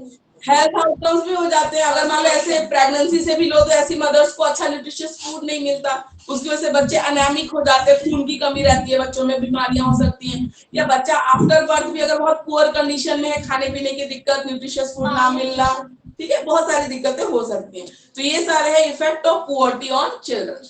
अब ग्लोबलाइजेशन का कैसा इफेक्ट है? ग्लोबलाइजेशन सबको समझ में आ रहा है, ठीक है, टॉपिक है, तो मेन टॉपिक है, ठीक है। ग्लोबलाइजेशन होता क्या है? ग्लोबलाइजेशन क्या होता है? धीरे धीरे जब इंटरनेशनल उसको सोसाइटी को वसुधैव कुटुंबकम जो हम बोलते हैं, पूरा वर्ल्ड एक दुनिया है, जैसे इफेक्ट पड़ रहा है बाकी कंट्रीज के कल्चर का, बाकी जो बॉर्डर धीरे धीरे खत्म हो रहे हैं, ट्रैवल जैसे से बढ़ रहा है, बाकी चीजें बढ़ रही है, ग्लोबलाइजेशन। तो बच्चों पे कैसा इफेक्ट हो रहा है? तो इसके दोनों तरह के इफेक्ट है, पॉजिटिव इफेक्ट भी है और नेगेटिव इफेक्ट भी है। वेस्टर्न कल्चर वगैरह भी मैम इसी में आते हैं। थिंकिंग स्टाइल है जो बच्चों का बदला है, ठीक है। आजकल पहले के बच्चों का लेवल और आजकल के बच्चों का लेवल बहुत फर्क है, ठीक है, थिंकिंग स्टाइल पे फर्क पड़ा है। जैसे आजकल बच्चे whole earth as a home देखते हैं, उनको पता है बाहर के कल्चर, बाहर की चीजों के बारे में भी बताया जाता है, पता है। वे ऑफ लिविंग चेंज हुई है ग्लोबलाइजेशन की वजह से। अगर एडल्ट की चेंज होगी तो ऑब्वियसली उस फैमिली में रहने वाला बच्चा भी इफेक्टेड है, ठीक है, उसको भी पता है वे ऑफ लिविंग चेंज हो जाना। Globalisation provides technical environment, computer का जितना ज्यादा यूज है हर घर में, ठीक है, तो टेक्निकल एक एनवायरनमेंट प्रोवाइड करता है। हायर और बिजनेस एजुकेशन के लिए अपॉर्चुनिटीज प्रोवाइड करता है कि बच्चे अगर इंडिया में नहीं पढ़ रहे, बाहर जाके पढ़ रहे हैं, ठीक है, बहुत सारी चीजें हैं। Globalisation encourages knowledge of children. आजकल जैसे ओलंपियाड भी होता है ना, उसमें इंटरनेशनल रैंक भी देते हैं, नॉट ओनली जोनल, इंडियन, आपको इंटरनेशनल में भी आप कहाँ लाई करते हो आपको पता चल रहा है, ठीक है। तो encourages knowledge of children. Globalisation encourages the feeling of cooperation among children. Ukraine और रशिया में भी लड़ाई हो रही है, तो बच्चों को लगता है कि अगर न्यूज सुन रहे हैं तो क्यों मारा जा रहा है, लोग क्यों मर रहे हैं आपस की लड़ाई में, तो वो चीजें भी होती है, कोऑपरेशन वाली फीलिंग। नेगेटिव इफेक्ट या उसको पता है, इंडिया को पता है कि रशिया हमारा फ्रेंड है, हेल्प करता है, तो जो कोऑपरेशन और कैसे फ्रेंडशिप बॉन्डिंग कंट्रीज के बीच में होती है वो भी सीखते हैं। G20 का तो छोटे छोटे बच्चों को भी दे दिया था कि G20 में कितनी कंट्रीज है, फ्लैग बना के लाओ, ये बना के लाओ, तो वो भी सीख रहे थे, पेरेंट्स से पूछ रहे थे कि क्या है, क्या होता है मम्मा, इसमें क्या किया जाता है, तो बता रहे। ठीक है, नेगेटिव इफेक्ट में क्या आएगा? Brain drain. ब्रेन ड्रेन क्या होता है? कोई एक चीज के पीछे ही चल देना सबका, बिना सोचे समझे किसी चीज को फॉलो कर लेना, तो ब्रेन ड्रेन वो है। ठीक है, जो दुनिया कर रही है हम भी वही करेंगे, जब अपना सब कुछ छोड़ के हम किसी को ब्लाइंडली फॉलो करने लगते हैं ना, ब्रेन ड्रेन। ठीक है, उसको बोलते हैं। जैसे जरूरी नहीं ना बाहर के कल्चर में सब चीज अच्छी, वो चीजें खराब है जो हम धीरे धीरे अडॉप्ट करते जा रहे हैं। ठीक है, ब्लाइंडली बिना सोचे समझे, वो गलत है। मैम वो तो सिर्फ अच्छी चीजें दिखाते हैं अपने वहाँ की, वो दिखाते भी नहीं है कि वहाँ के लोग ड्रग्स कितना लेते हैं। ड्रग्स लेते हैं, फूड हैबिट्स देख लो, 4-4, 5-5 दिन का खाना फ्रिज में रख रख के खाते हैं। ये कोई फूड हैबिट्स है? हमारे इंडिया में तो कितना अच्छा है, हम फ्रेश बनाते हैं, फ्रेश खाते हैं, जो भी खाओ, चाहे लाइट खाओ, इतनी सारे ऑप्शंस है हमारे पास खाने के। ठीक है, हाँ, फ्रेश बना के खाते हैं, मतलब ही नहीं है। मॉर्निंग की सब्जी आप दोपहर तक खा सकते हो ना, 2-2, 4-4 दिन तक खाते रहेंगे। ठीक है, चिल्ड्रन हेल्थ ऑफ चिल्ड्रन क्या, अभी कोविड एग्जाम्पल ले लो, ग्लोबलाइजेशन का। ठीक है ना, क्लास 2 मिनट है क्या? ठीक है, इसके ग्लोबलाइजेशन एंड चिल्ड्रन हेल्थ। ठीक है, बीमारियां जो बढ़ रही है बच्चों में, ग्लोबलाइजेशन का इफेक्ट। इवन कोविड ले लो, इतना बड़ा एग्जांपल है ग्लोबलाइजेशन का, एक कंट्री में ओरिजिनेट हुआ और पूरे वर्ल्ड को इतना परेशान कर दिया, ग्लोबलाइजेशन का ही है। ठीक है, इंक्रीज डिजीजेस। ठीक है, डिजीज अभी एग्जांपल ले अभी मैं दिया। Children's mental health. ठीक है, मेंटल हेल्थ में बहुत सारी चीजें आ गई हैं, जैसे ग्लोबलाइजेशन की वजह से सारा प्रेशर है बच्चों पे, या बाकी एक्सपेक्टेशन बढ़ रही है पेरेंट्स की, इन सब चीजों का भी फर्क पड़ता है। मेंटल हेल्थ के इतने इश्यूज हैं, इंडिया में कभी सुना था इतना कभी नहीं था जितना बाहर से ये चीजें आ रही है, अलोन रहना और बाकी सब चीजें, बहुत फर्क पड़ गई है चीजों में। ठीक है, और कल्चर पे तो फर्क पड़ा है, कल्चर में आपका फूड हैबिट आ जाता है, ड्रेसिंग सेंस आ जाता है, बाकी सारी चीजें आ जाती है। ठीक है, वो भी बहुत बदला है ग्लोबलाइजेशन की वजह से। ठीक है, तो बस हिंदी में ना एंजाइटी जो आपने बताया था, स्ट्रेस, डिप्रेशन और स्ट्रेस, इसका अलग क्वेश्चन दे रखा है। डिप्रेशन अलग से, अलग ही क्वेश्चन है नहीं वो एक पॉइंट में लिखोगे ना, फिर शॉर्ट नोट आने वाला है, इसमें ना अलग ही क्वेश्चन करके दे रखा है। नहीं इतना बड़ा नहीं चाहिए। ठीक है, चलिए, thank you for attending the class. ठीक है, ये हमने 4 मिनट का एक टॉपिक कर लिया, बाकी थर्ड से ही करेंगे, हम ब्रूनर डिस्कवरी लर्निंग से करेंगे नेक्स्ट क्लास में। ओके मैम, इसको क्लास में थैंक यू मैम।